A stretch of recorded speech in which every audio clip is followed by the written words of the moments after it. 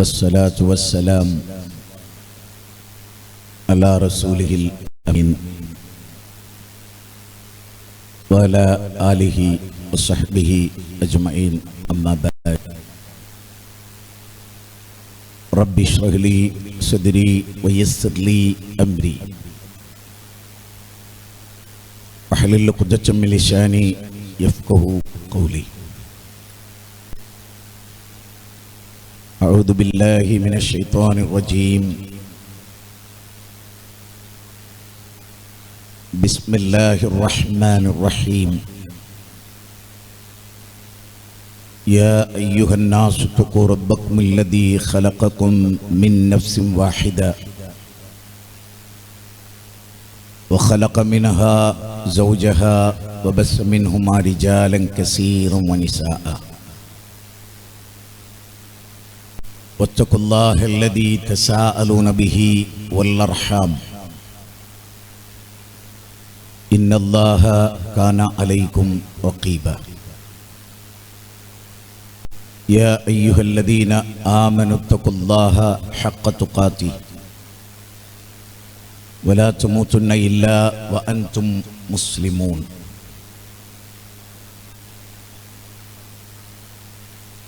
ഒരുപാട് സ്നേഹവും ബഹുമാനവും ഒക്കെയുള്ള പ്രിയമുള്ള സഹോദരന്മാരെ, സഹോദരികളെ, പ്രപഞ്ചനാഥൻ്റെ മഹത്തായ അനുഗ്രഹം കൊണ്ട് വിശുദ്ധ റമദാനിനെ വരവേൽക്കുന്നതിന് വേണ്ടി, അതിന് സ്വാഗതം ഓതുന്നതിന് വേണ്ടി മനസ്സാന്നിധ്യത്തോടെ, പ്രാർത്ഥനയോടെ, അതിലേറെ ഒരുപാട് പ്രതീക്ഷയോടെ നാം ഇവിടെ സന്നിഹിതരായിരിക്കുകയാണ്. വളരെയേറെ പ്രാധാന്യമർഹിക്കുന്ന, ലോക മുസ്ലിമീങ്ങളെ സംബന്ധിച്ചിടത്തോളം പഞ്ചസ്തംഭങ്ങളിൽ ബുനിയൽ ഇസ്ലാമു അലാ ഖംസിൻ, പഞ്ചസ്തംഭങ്ങൾ, ഇസ്ലാം പടുത്തുയർത്തപ്പെട്ടിട്ടുള്ളത് 5 പില്ലറുകളിലാണ്. അതിലൊന്നായ പരിശുദ്ധ റമദാൻ, എണ്ണപ്പെട്ട ദിനങ്ങൾ പിന്നിടുമ്പോൾ നാം ഓരോരുത്തരിലേക്കും ഒരു വലിയ പരീക്ഷണമായിട്ട് കടന്നു വരാൻ പോവുകയാണ്. കോടിക്കണക്കായ മനുഷ്യർ ഈ ഭൂമുഖത്ത് ജീവിക്കുന്നുണ്ടെങ്കിൽ ഇതര സൃഷ്ടികളിൽ നിന്ന് മനുഷ്യൻ്റെ വ്യതിരിക്തത എന്താണ് എന്നുപോലും ഒരു നിമിഷം പോലും ചിന്തിക്കാത്ത മനുഷ്യരുണ്ട് ഈ ഭൂമുഖത്ത് എന്നുള്ളതാണ് അതിശയകരമായ കാര്യം. വിശിഷ്യ മുസ്ലിം സമുദായത്തിലെ ചെറുപ്പക്കാരെയും ചെറുപ്പക്കാരികളെയും എല്ലാം പരിശോധിച്ചാൽ എന്തിനാണ് ഈ ഭൂമുഖത്ത് ജീവിക്കുന്നത് എന്ന് ചോദിച്ചാൽ ചിന്തിച്ച് ആലോചിച്ചൊരു ഉത്തരം പറയാൻ പോലും കെൽപ്പില്ലാത്ത ഒരു ജനതയായി നാം വളരുകയാണ്. ആധുനികമായ സോഷ്യൽ മീഡിയകളിൽ, ചാനലുകളിൽ എന്തെല്ലാം മനുഷ്യനെ ആശയവിനിമയം നടത്തുന്ന സംവിധാനങ്ങളുണ്ടോ അതിലെല്ലാം ശരിയേതെന്ന് തെറ്റേതെന്ന് ചിന്തിക്കാതെ അഭിരമിച്ചുകൊണ്ടിരിക്കുന്ന ഒരു ജനതയെ നാം കാണുന്നുണ്ട്. ഒരു വിശ്വാസിയെ സംബന്ധിച്ചിടത്തോളം മഹാബോധത്തോടെ ജീവിക്കേണ്ട ഒരാളാണ് വിശ്വാസി. ആഴമേറിയ ചിന്ത കൊണ്ടും പ്രപഞ്ചത്തെക്കുറിച്ചുള്ള ചിന്ത കൊണ്ടും അള്ളാഹുവിനെ കുറിച്ചുള്ള കൃത്യമായ സൂക്ഷ്മതാബോധം കൊണ്ടും പ്രവാചകന്മാരുടെ പ്രബോധന ചരിത്രത്തെ സംബന്ധിച്ച് അവഗാഹം നേടിക്കൊണ്ടുമൊക്കെ കടന്നു പോകേണ്ടതാണ് വിശ്വാസികളുടെ ജീവിതം. എന്തോ അതിൽ നിന്നെല്ലാം വിഭിന്നമായി പ്രഭാതം പൊട്ടിവിടരുകയും പ്രദോഷം വന്നു ചേരുകയും സൂര്യന്റെ അസ്തമന ശോഭ മാഞ്ഞു പോവുകയും ചന്ദ്രൻ നിലാവ് പൊഴിക്കുകയും ചെയ്ത് രാത്രി കടന്നു വരികയും ചെയ്യുന്നു. എന്തുകൊണ്ടാണ് രാവുണ്ടാകുന്നത്? എന്തുകൊണ്ടാണ് പകലുണ്ടാകുന്നത്? എന്തെല്ലാം അനുഗ്രഹങ്ങളാണ് ഈ മഹാപ്രപഞ്ചത്തിൽ അല്ലാഹു ചെയ്തു വെച്ചിട്ടുള്ളത്? ഇങ്ങനെയുള്ള കാര്യങ്ങളെ സംബന്ധിച്ചൊന്നും ചിന്തിക്കാത്ത ഒരു സമൂഹം ഇവിടെ വളർന്നു വരുന്നുണ്ട്. എന്തെങ്കിലുമൊക്കെ ഭക്ഷിക്കണം, അതും കൃത്യമായ ഒരു ഭക്ഷണ രീതിയോ സംസ്കാരമോ ഒന്നും മനുഷ്യർക്കുന്നില്ല. ലോകത്തെല്ലാ ജീവജാലങ്ങളും മഗ്‌രിബോടുകൂടെ ഭക്ഷണമൊക്കെ കഴിക്കല് നിർത്തിവെക്കും. അവരുടെ കൂടുകളിലേക്ക് അവയൊക്കെ മടങ്ങും. എന്നാൽ നമ്മളെല്ലാവരും ഭക്ഷണം കഴിച്ച് തുടങ്ങണ തന്നെ രാത്രി 10 മണിക്കാണ്. നേരം പുലരുന്നവരെ തുടരുകയും ചെയ്യും. ഹോട്ടലുകളിൽ, റെസ്റ്റോറന്റുകളിൽ, ഫാസ്റ്റ് ഫുഡുകളിൽ ലേറ്റ് അണയുന്ന സമയം തന്നെയില്ല. എല്ലാ സമയവും ഭക്ഷണം. ഈ ഒരു അവസ്ഥ തന്നെ മാനകുലത്തിന്റെ സംസ്കാരത്തിന് നിരക്കാത്തതാണ്. എന്തിനാണ് വസ്ത്രം ധരിക്കുന്നത്? നഗ്നത മറയ്ക്കാനാണ് എന്ന അടിസ്ഥാന ആശയം നഷ്ടപ്പെട്ടു പോയിരിക്കുന്നു ലോകത്ത്. അങ്ങനെയൊക്കെയുള്ള ഒരു ലോകത്ത് നമ്മൾ ഒരു റമദാനിനെ സ്വീകരിക്കുമ്പോൾ ഒരുപാട് കാര്യങ്ങൾ ചിന്തിച്ചുകൊണ്ടല്ലാതെ റമദാനിനെ സ്വീകരിക്കാൻ നമുക്ക് സാധ്യമല്ല. പ്രവാചകൻ വാർത്തെടുത്ത അനുയായികൾ, സ്വഹാബത്ത്, അവരെ പരിശുദ്ധ റമദാൻ കഴിഞ്ഞാൽ 6 മാസം ആ റമദാനിന്റെ ചൈതന്യത്തിലും ആ തഖ്വയിലും അവർക്ക് കിട്ടിയ ആ സ്പിരിറ്റിലും 6 മാസം അവർ തള്ളി നീക്കിയിരുന്നു എന്ന് നാം വായിക്കുന്നുണ്ട്. അതുപോലെ വരാനിരിക്കുന്ന ഒരു 6 മാസം അതും അവർ പ്രതീക്ഷിക്കുന്നതായി കാണാൻ കഴിയും. 6 മാറും 12 ഒരു വർഷവും നോമ്പിന്റെ ഒരു ചൈതന്യവും പ്രതീതിയും പ്രതീക്ഷയും ഒക്കെയായി കഴിഞ്ഞുകൂടിയ ഒരു ജനതയായിരുന്നു സ്വഹാബത്ത്. അല്ലാഹു അവരെ ഒരുപാട് തൃപ്തിപ്പെട്ടിരുന്നു.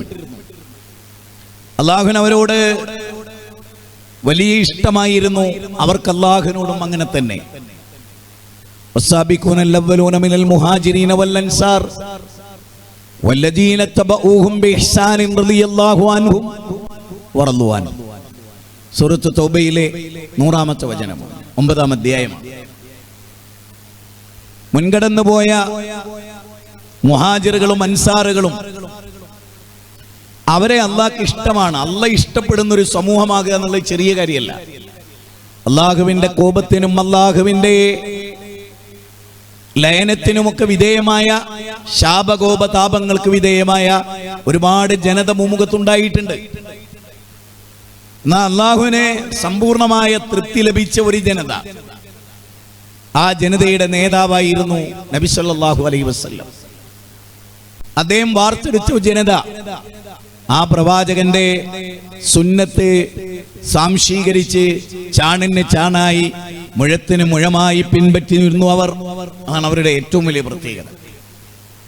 അള്ളാഹുവിന്റെ റസൂലിനെ ചാണിന് ചാണായി മുഴത്തിന് മുഴമായി പിൻപറ്റുകയും പ്രവാചകനെ തങ്ങളെക്കാൾ സ്നേഹിക്കുകയും ഒക്കെ ചെയ്ത ആ പ്രവാചകന്റെ അനുയായികൾ, അവർ നോമ്പിനെ വരവേറ്റിരുന്നതും സ്വാഗതം ചെയ്തിരുന്നതും ഭയഭക്തിയോടെയാണ്, ഒരുപാട് പ്രതീക്ഷകളോടെയാണ്.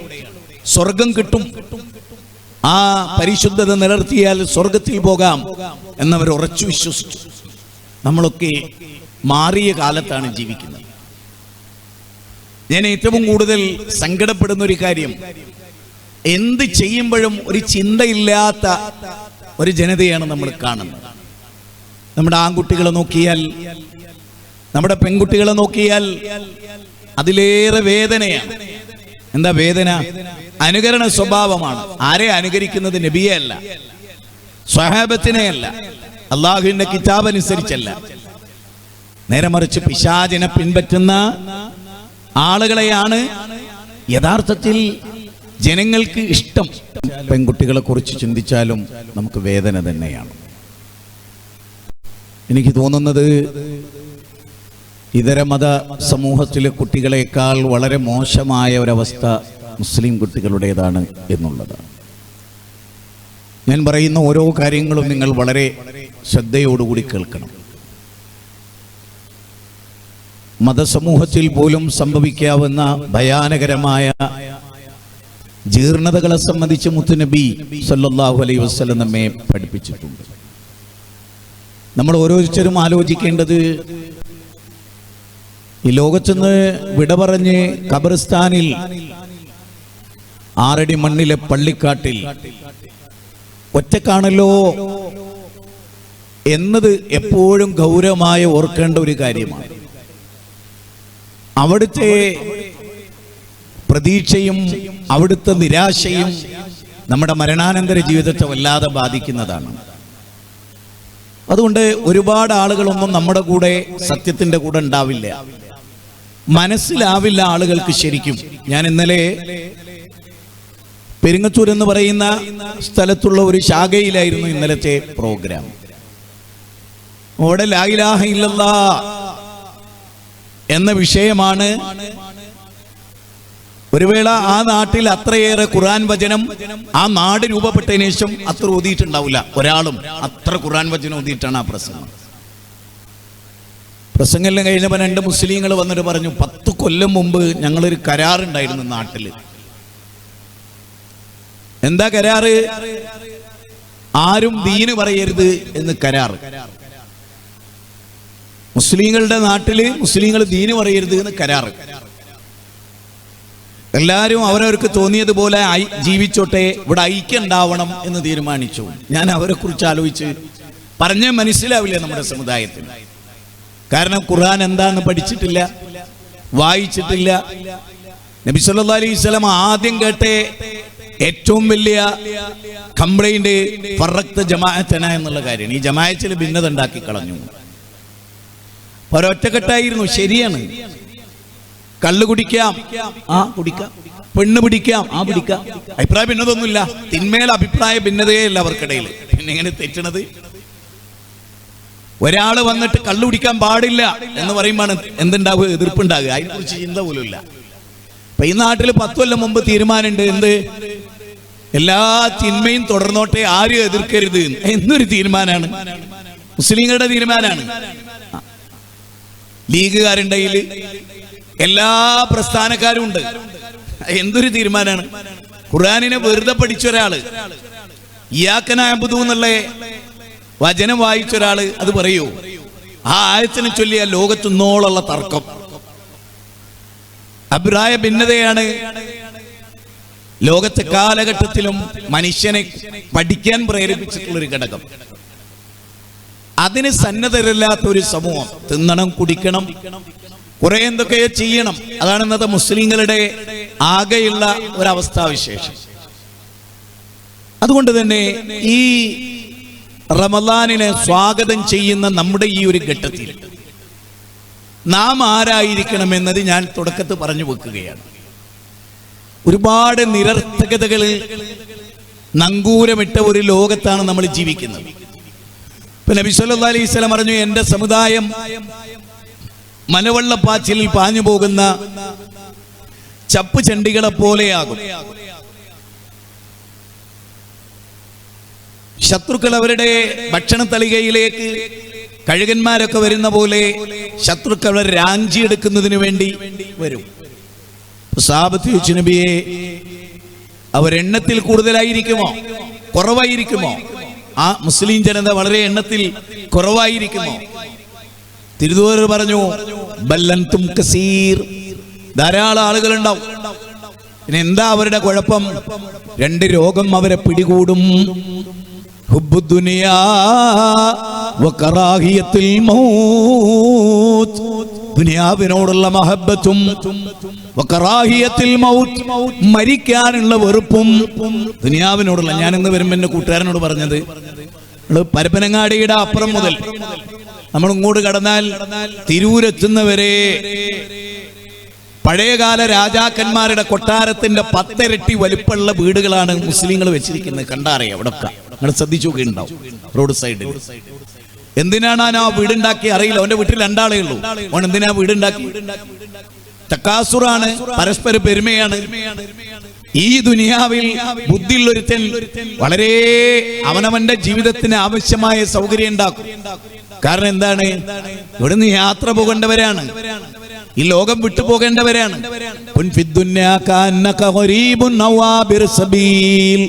ഈ ദുനിയാവിൽ ഒരു വഴിയാത്രക്കാരെ പോലെ അല്ലെങ്കിൽ ഒരു അപരിചിതരെ പോലെ കഴിഞ്ഞുകൂടേണ്ടവരാണ്.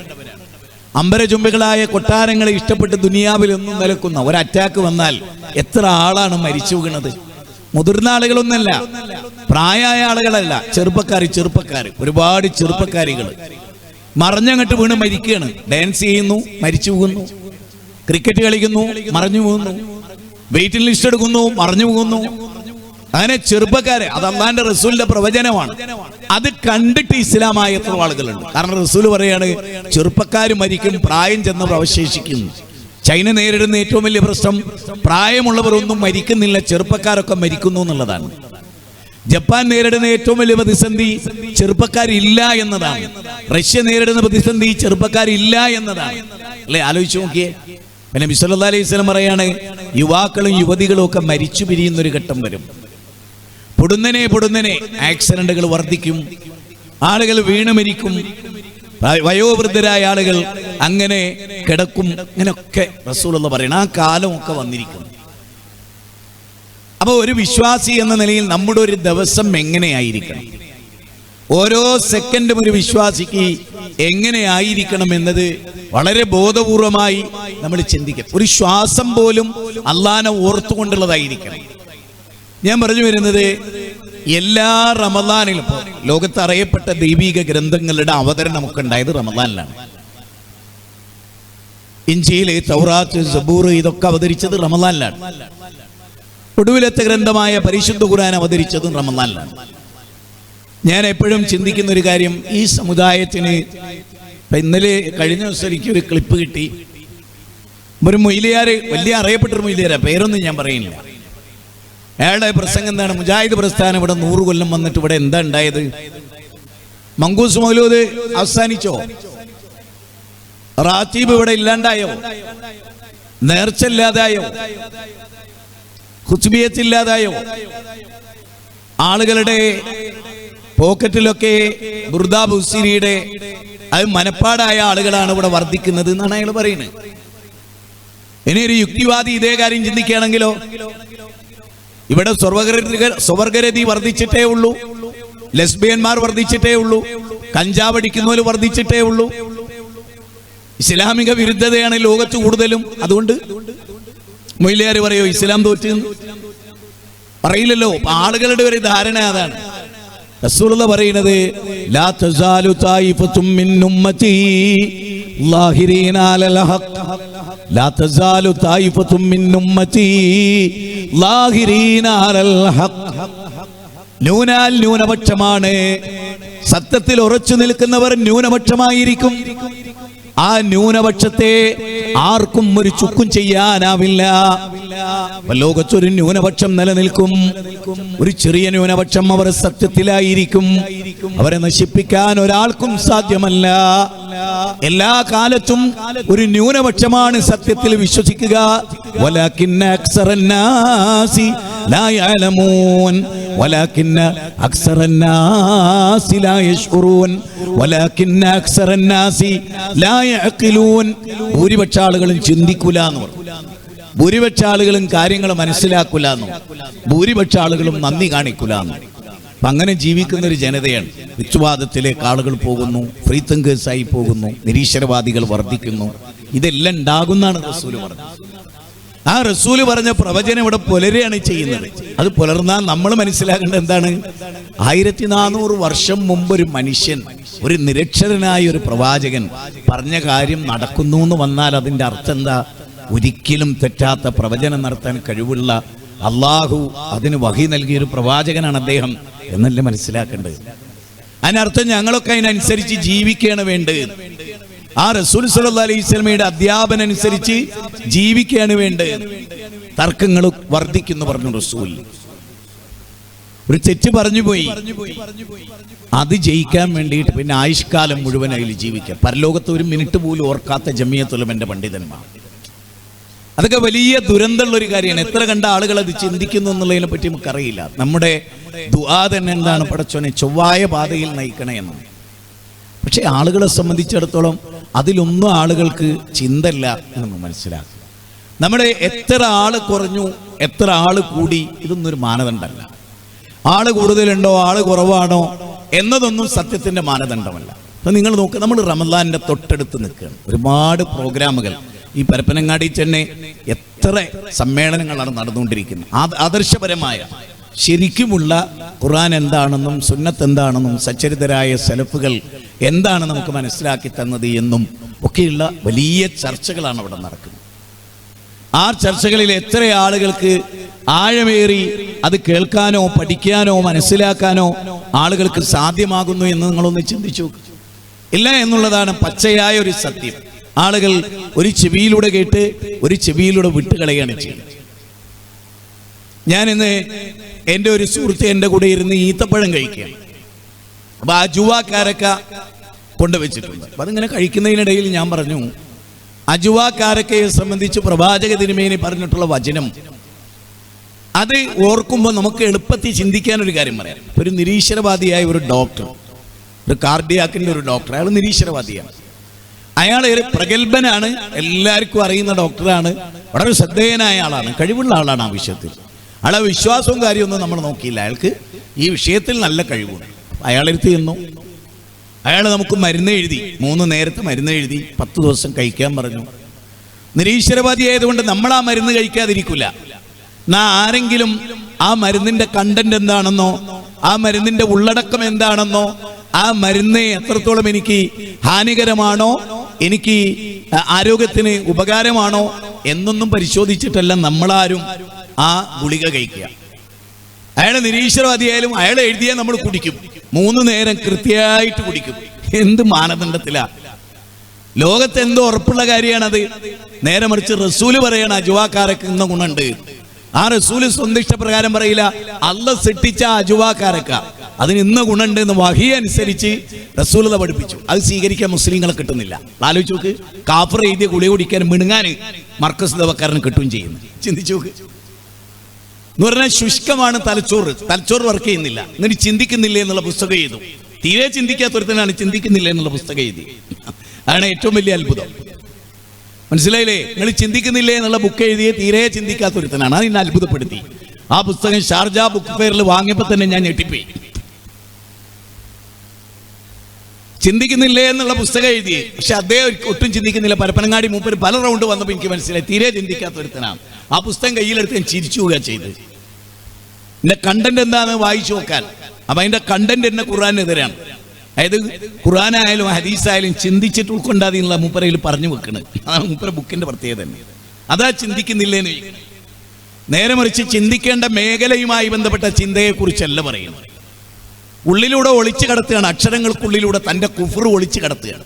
അപ്പം അതുകൊണ്ട് ഞാൻ ഈ ഇരിക്കുന്ന ആളുകളോട് വളരെ സൂക്ഷിച്ചു വേണം ഓരോ രംഗത്തും നീങ്ങാൻ.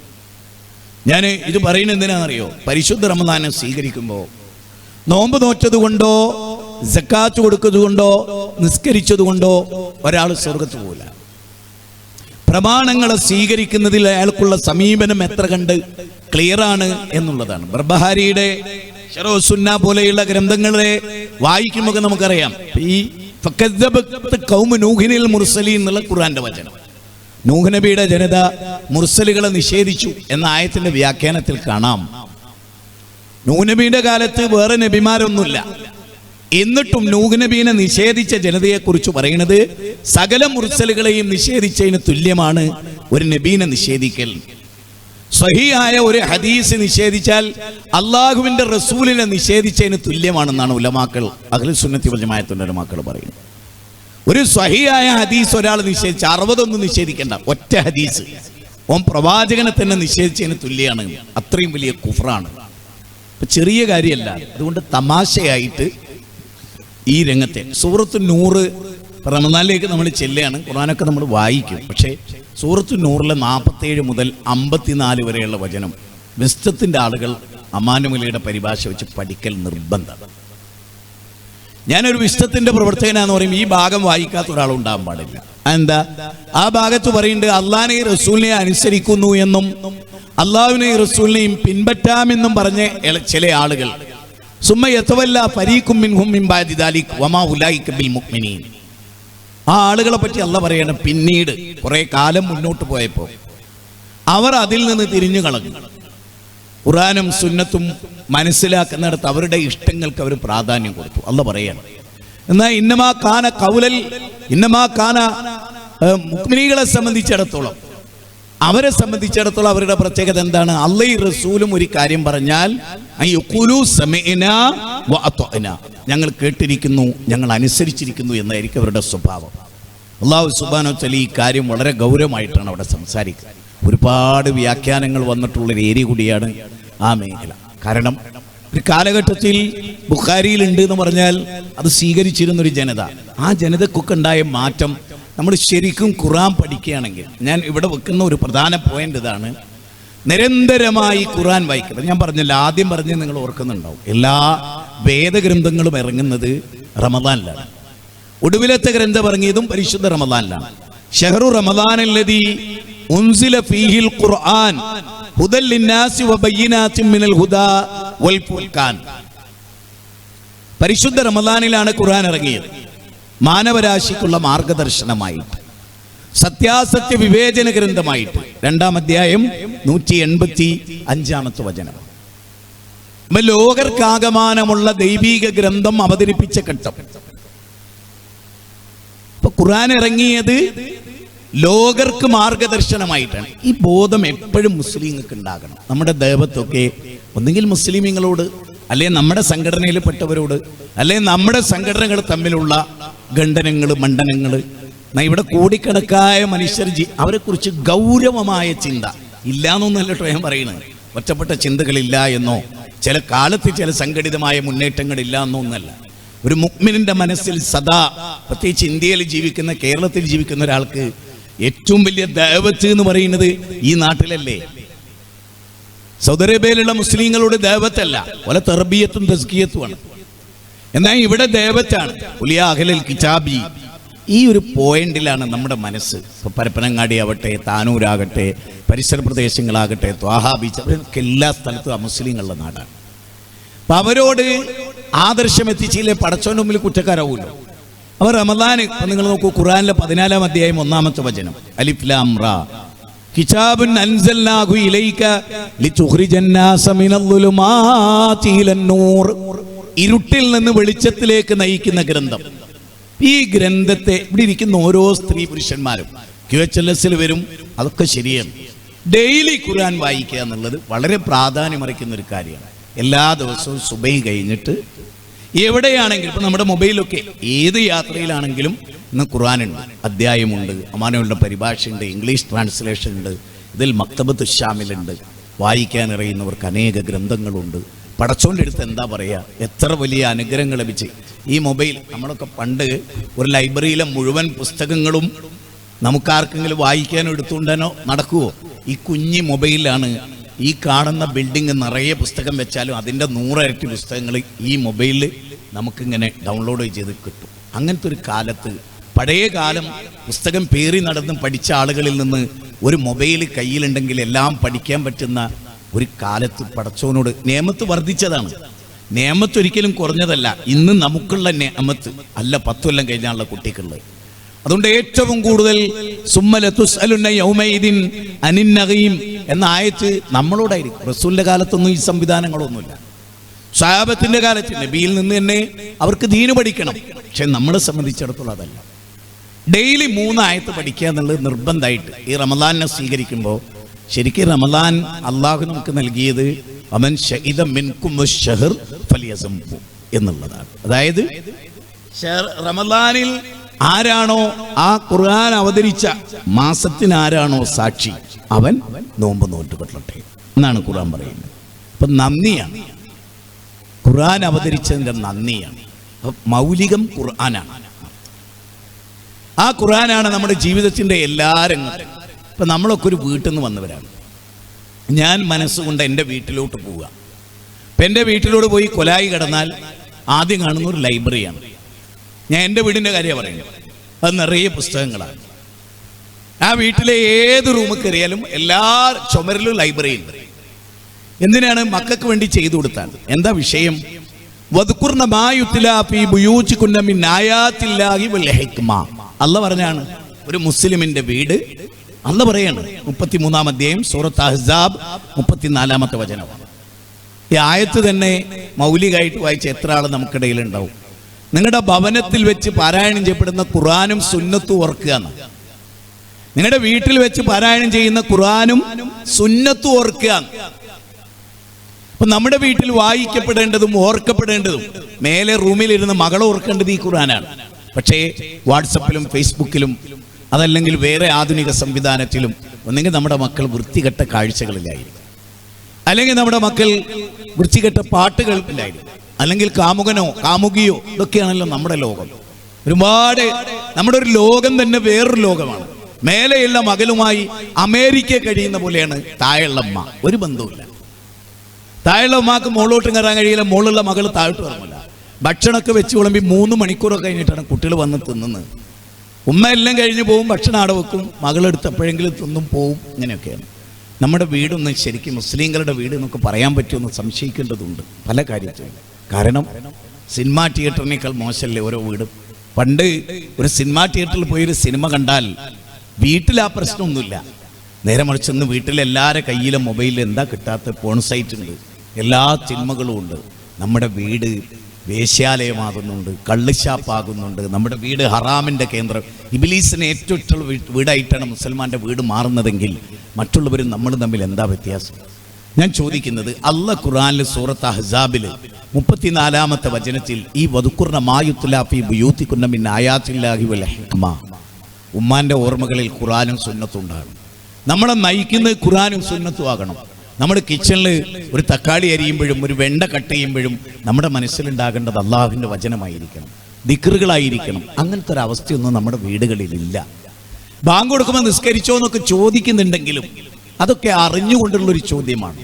ശരിക്കും നമ്മുടെ മക്കളോട് കൃത്യമായി ഇതൊന്നും ചോദിക്കാതെ തന്നെ പറയാതെ തന്നെ ബാങ്ക് കൊടുക്കാൻ കാത്തു നിൽക്കുന്ന മക്കൾ, ബാങ്ക് കൊടുക്കുന്നതിന് മുമ്പ് ഒതെടുക്കുന്ന മക്കൾ, ഒതെടുത്ത് അതിൻ്റെ 2 റക്അത്ത് സുന്നത്ത് നിസ്കരിക്കുന്ന മക്കൾ, മക്കളെ കയ്യിൽ സദാ ഖുർആൻ നിൽക്കുന്നൊരവസ്ഥ. ഭൗതികമായി പഠിക്കുമ്പോഴും ഇപ്പം നിങ്ങൾ തന്നെ ഞാനിപ്പോൾ ഒരു ചോദ്യം ചോദിച്ചാൽ നമുക്കൊക്കെ ഒരു വല്ലാത്ത വിഷമം ഉണ്ടാകുന്നൊരു കാര്യമാണ്. അത് ഞാൻ ചോദിച്ച് നിങ്ങൾക്ക് മനസ്സിലാക്കി തരാം. അപ്പോൾ നമുക്കറിയാം, സ്കൂളിൽ നമ്മൾ കുട്ടികളെ പഠിപ്പിക്കുന്നു, വളരെ ഗൗരവമായി നമ്മൾ കുട്ടികളെ സ്കൂൾ പറഞ്ഞേക്കണം. അതിന് വലിയ പ്രാധാന്യവും കൊടുക്കുന്നുണ്ട്. എന്താണെന്നറിയില്ല, ഈ ഉമ്മത്തിന് ഇത്ര പ്രാധാന്യം കൊടുക്കാൻ മാത്രം സ്കൂളിൽ എന്താ ഉള്ളതെന്ന് എനിക്ക് മനസ്സിലായിട്ടില്ല. സ്കൂളിൽ എന്താ അത്ര പ്രാധാന്യം ഉള്ളതെന്ന് എനിക്കിന്നും മനസ്സിലായിട്ടില്ല. ഞാൻ ഒന്നും മനസ്സിലാക്കിയിട്ടില്ല. അതാണ് ചോദിക്കുന്നത്, എന്താണ് പ്രാധാന്യം? ഇപ്പോൾ നമ്മൾ നോക്ക്, സ്കൂളത്തെ സബ്ജക്റ്റ് ട്യൂഷൻ കൊടുക്കുന്ന എത്ര ആളുടെ മക്കൾക്ക്? അങ്ങനെ ട്യൂഷൻ കൊടുക്കുന്ന ഉമ്മമാരൊന്ന് കൈബന്ധിക്ക്. മക്കൾ ട്യൂഷന് പോകുന്ന സ്കൂളത്തെ വിഷയത്തിന് ട്യൂഷന് പോകുന്നത് ഒന്ന് കൈബന്ധിച്ചോളി. ഇല്ല, ആരും പോകുന്നില്ല, എല്ലാവരും നല്ലോണം പഠിക്കും, മാഷാ അല്ലാഹ്, അൽഹംദുലില്ലാഹ്. ആ, ഒരാൾ ഇവിടെ ആണുങ്ങളൊന്ന് കൈബന്ധിച്ച് നോക്കി, കുട്ടികളെ ട്യൂഷന് പോകുന്നേ. ഓക്കെ, ശരി. ജീവിതത്തിൽ എപ്പോഴെങ്കിലും മദ്രസ പഠിപ്പിച്ച കുട്ടിക്ക് ട്യൂഷൻ കൊടുത്തൊരു ബാപ്പ ഒന്ന് എഴുന്നേറ്റക്ക്. ജീവിതത്തിൽ മദ്രസ പഠിച്ചുകൊണ്ടിരിക്കവേ ആ സബ്ജക്റ്റ് ട്യൂഷൻ കൊടുത്ത ഒരു ഉമ്മ കൈബന്ധിക്ക്. ഒറ്റ മുജാഹിദും ഭൂമിൻ്റെ ചോട്ടിൽ, ആകാശത്തിൻ്റെ ചോട്ടിലില്ല. പിന്നെ ബാക്കിയുള്ളവരൊക്കെ താൻ പറയേണ്ടതില്ലല്ലോ. ഒരൊറ്റ മുജാഹിദ്, ഒറ്റ മുജാഹിദ് മക്കൾക്ക് മദ്രസ ട്യൂഷൻ കൊടുത്ത് എൻ്റെ കുട്ടി മദ്രസ കൂടുതൽ പഠിക്കണം എന്ന് കരുതി. ഇത് മാത്രം മനസ്സിലാക്കിക്കൊള്ളി നമ്മുടെ അവസ്ഥ എന്താണെന്ന് മനസ്സിലാക്കുക. ഇനി ഞാൻ ചോദിച്ചോട്ടെ, മദ്രസ പോയാൽ ഒരു കുട്ടി മദ്രസ പോകുമ്പോൾ നമുക്ക് അത്ര ടെൻഷനില്ല. ഒരു കുട്ടി സ്കൂൾ പോയാൽ അവിടുന്ന് കഞ്ചാവ് കിട്ടും, ചിലപ്പോൾ കള്ള് കിട്ടും, ഇവിടുന്ന് കൊട്ടേഷൻ പാർട്ടി ഉണ്ട്, അവിടെ ഇല്ലാത്തൊരു തിന്മയില്ല. അങ്ങനെയാണ്. എന്നാലും അവിടേക്ക് കുട്ടികൾ പോയിട്ടില്ല, എന്തോ ഒരു ടെൻഷനാ നമുക്ക് അല്ലേ? എന്താ, കഞ്ചാവിന് അടിമപ്പെടാത്തൊരു കുട്ടിയോ, പോടാ പോയി കഞ്ചാവ് അടിച്ച് വാടാ എന്നുള്ള നിലക്കാണ്. സ്കൂളും കോളേജിൽ ഇത് കിട്ടുന്ന ഉറപ്പാണ് ഇപ്പൊ എല്ലാവർക്കും. എല്ലാ തിന്മയും കിട്ടാൻ ഒറ്റ സ്ഥലമേ ഉള്ളൂ, സ്കൂളും കോളേജും. എല്ലാ സ്കൂളും കോളേജും അല്ല. ഒരാൾ കള്ളുഷാപ്പ് പോയാൽ കള്ളിട്ടു, പെണ്ണിട്ടില്ല. ഒരാൾ വേശ്യാലയത്ത് പോയാൽ പെണ്ണിട്ടു, കള്ളിട്ടില്ല. എന്നാൽ കള്ളും പെണ്ണും ഒക്കെ കിട്ടും സ്കൂളിൽ പോയാൽ. സത്യല്ലേ? ആണ്. 13 വയസ്സുള്ള കുട്ടീനെ ഗർഭിണിയാക്കാം സ്കൂളിൽ പോയാൽ. വേശ്യാലയത്തിൽ അതും നടക്കില്ല. അപ്പൊ ഏറ്റവും മോശം എവിടെയാണ് ആകുന്നത്? പക്ഷെ ആരും ചിന്തിക്കാറില്ല. സത്യല്ലേ? ആണ്. ഇന്ന് എല്ലാ ഹറാമും ഒന്നിച്ച് കിട്ടണമെങ്കിൽ സ്കൂളോ കോളേജിലോ പോകണം. നിങ്ങൾ പഠിച്ചോ. അവിടെ ഇല്ലാത്ത എന്ത് തിന്മയുള്ളത് നിങ്ങൾ എന്നോട് പറഞ്ഞോ. ടീച്ചർ 8ാം ക്ലാസ്സിലെ കുട്ടീനെ പ്രേമിക്കാം, കെമിസ്ട്രിന്റെ ടീച്ചർ. അത് അന്നത്തെ സ്കൂള്. കൊടുമ്പിരി കൊണ്ട പ്രേമം. ഏത്? 18 വയസ്സുള്ള ചെക്കനോട് 38 വയസ്സുള്ള തള്ളക്ക് 3 കുട്ടികളുള്ളേ. അങ്ങനത്തെ കാലത്ത് അത് വാട്സപ്പും മൊബൈലും അരങ്ങ് തകർക്കുന്ന ഒരു ലോകത്താണ് നമ്മൾ ജീവിക്കുന്നത്. അപ്പൊ അതുകൊണ്ട് തന്നെ ഈ റമദാൻ, നമ്മൾ അഖില റമദാൻ നമുക്കൊരു ശീലമായിപ്പോ. ചര്യ നോമ്പാവുമ്പോൾ ഒരു അഖില റമദാൻ, ഒരു പള്ളി തുടച്ചിയാറിൽ, ഒരു പെയിന്റ് അടിക്കല്, കുപ്പായൊക്കെ കഴുകിയിടല്, ഇതൊക്കെ ശരിക്ക് വിശ്വാസികളെ സംബന്ധിച്ചിടത്തോളം ഇതൊക്കെ എന്താണെന്നറിയോ? ഇത് എല്ലാ കാര്യവും ഒരേ അവസ്ഥയിലായപ്പോ ചിലത് ഇങ്ങനെ മാറി നിന്നാൽ അതൊരു നന്മയായിട്ട് നമ്മൾ ഇങ്ങനെ കരുതുന്നുണ്ടാണ്. യഥാർത്ഥത്തിൽ മുഅ്മിനെ സംബന്ധിച്ചിടത്തോളം അവന്റെ കുല്ലയൗമിൻ എന്താണ്? ഓനെ അല്ലാഹനെ പേടിച്ചുകൊണ്ട് ജീവിക്കേണ്ടവനാണ് അവന്റെ ജീവിതം. ഓനെ എന്നും ഖുർആനായിട്ട് ബന്ധമുണ്ടാവും, എന്നും പേടിയുണ്ടാവും. അപ്പൊ മക്കളെ ഉപദേശിക്കുക, മക്കളെ നന്നാക്കുക, മക്കളുടെ കൂടെ ജീവിക്കുക എന്നിത്യാദി കാര്യമൊന്നുമില്ല. മദ്രസയിലെത്തി ബെഞ്ചിൽ കുട്ടി ഇരിക്കുമ്പോഴേക്ക് തന്നെ സ്കൂൾ ബസ് വന്ന്. അധിക മദ്രസയിലും അങ്ങനെ.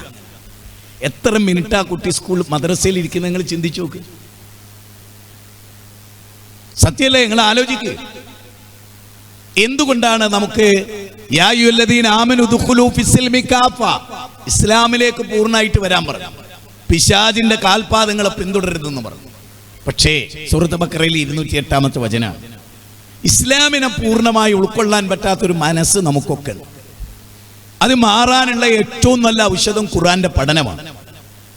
ഡെയിലി വായിക്കുക എന്നുള്ളതാണ് ഇതിലെ. അപ്പൊ നിങ്ങൾ നോക്കൂ, ഒരു മുഅ്മിനിന്റെ ക്വാളിറ്റി. 5 നേരം നിസ്കരിക്കും നമ്മൾ, ശരിയല്ലേ? സുബൈ ജമാഅത്ത് നഷ്ടപ്പെട്ട നമുക്കൊക്കെ ടെൻഷനാണ്. ലോറിസ്കാരം കിട്ടിയില്ല, ടെൻഷനാണ്. ലോറി ഖളായി പോയാലോ അത് വല്ലാത്ത ബേജാറാണ്, അല്ലേ? അങ്ങനെ ബേജാറുള്ളവരായി ഈ ഇരിക്കുന്ന എല്ലാവരും.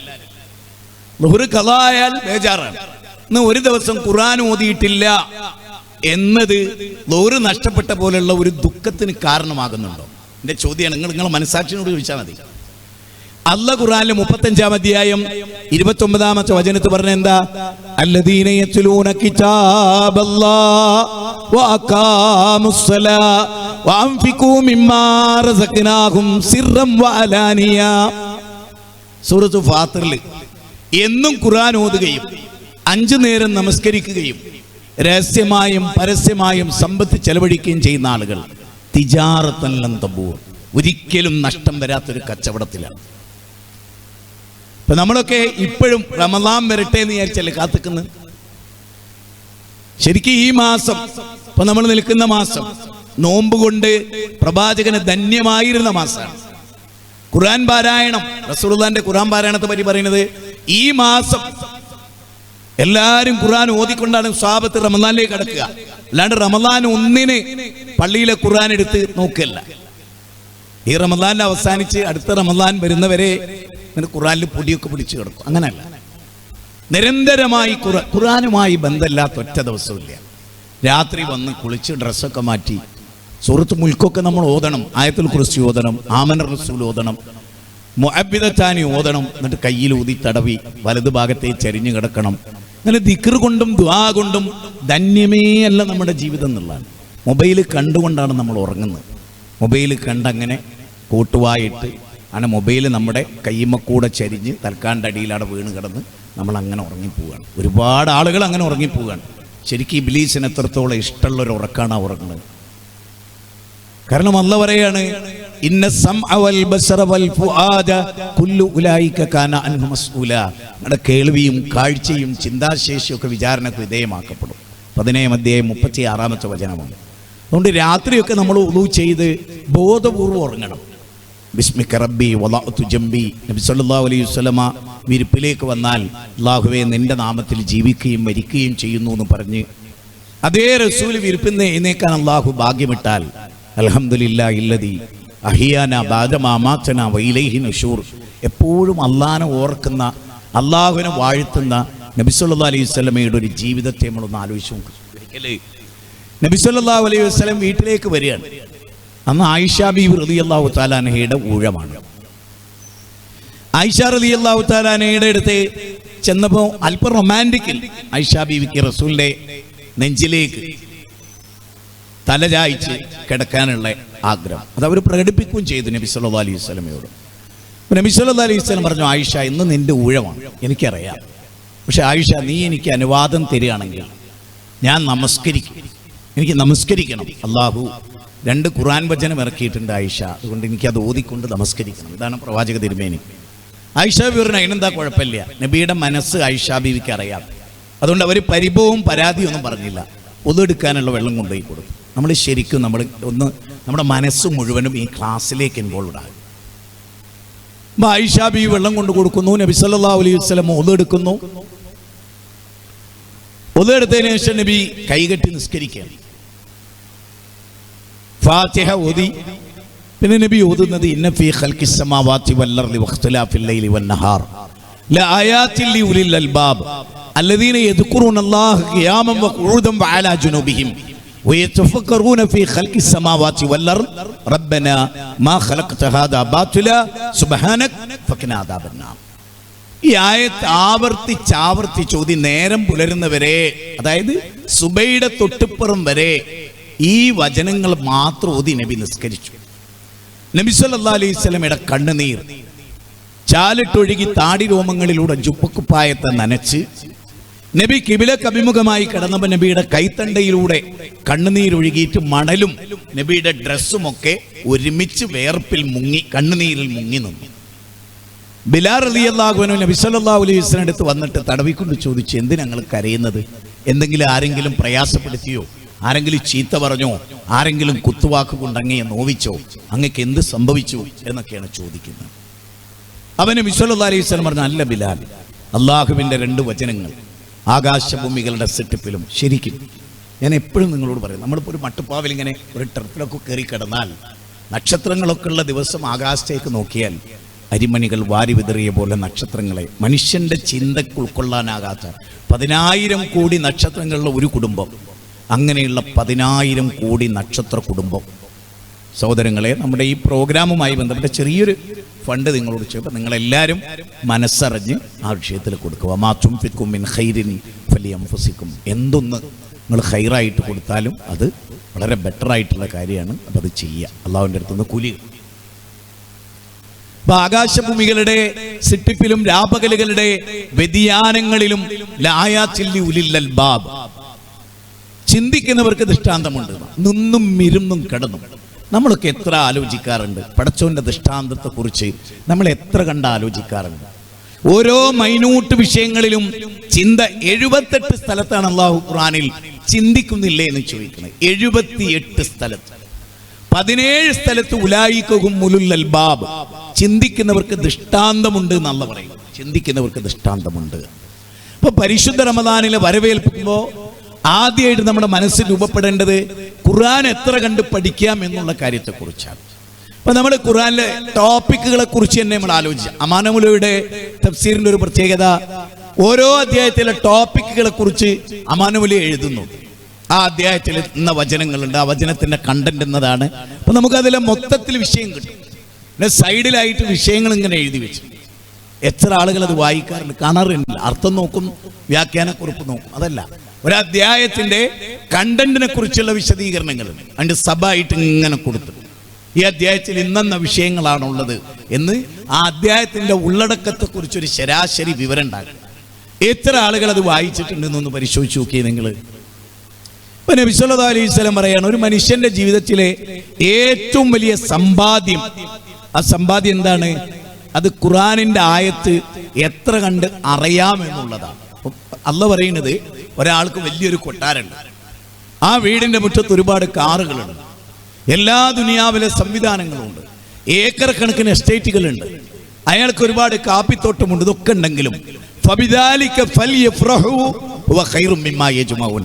സമ്പാദ്യങ്ങളിൽ വെച്ച് ഏറ്റവും വലിയ സമ്പാദ്യം ഖുർആനാണ്. അതുകൊണ്ട് അവർ ആഹ്ലാദിച്ചു കൊള്ളട്ടെ.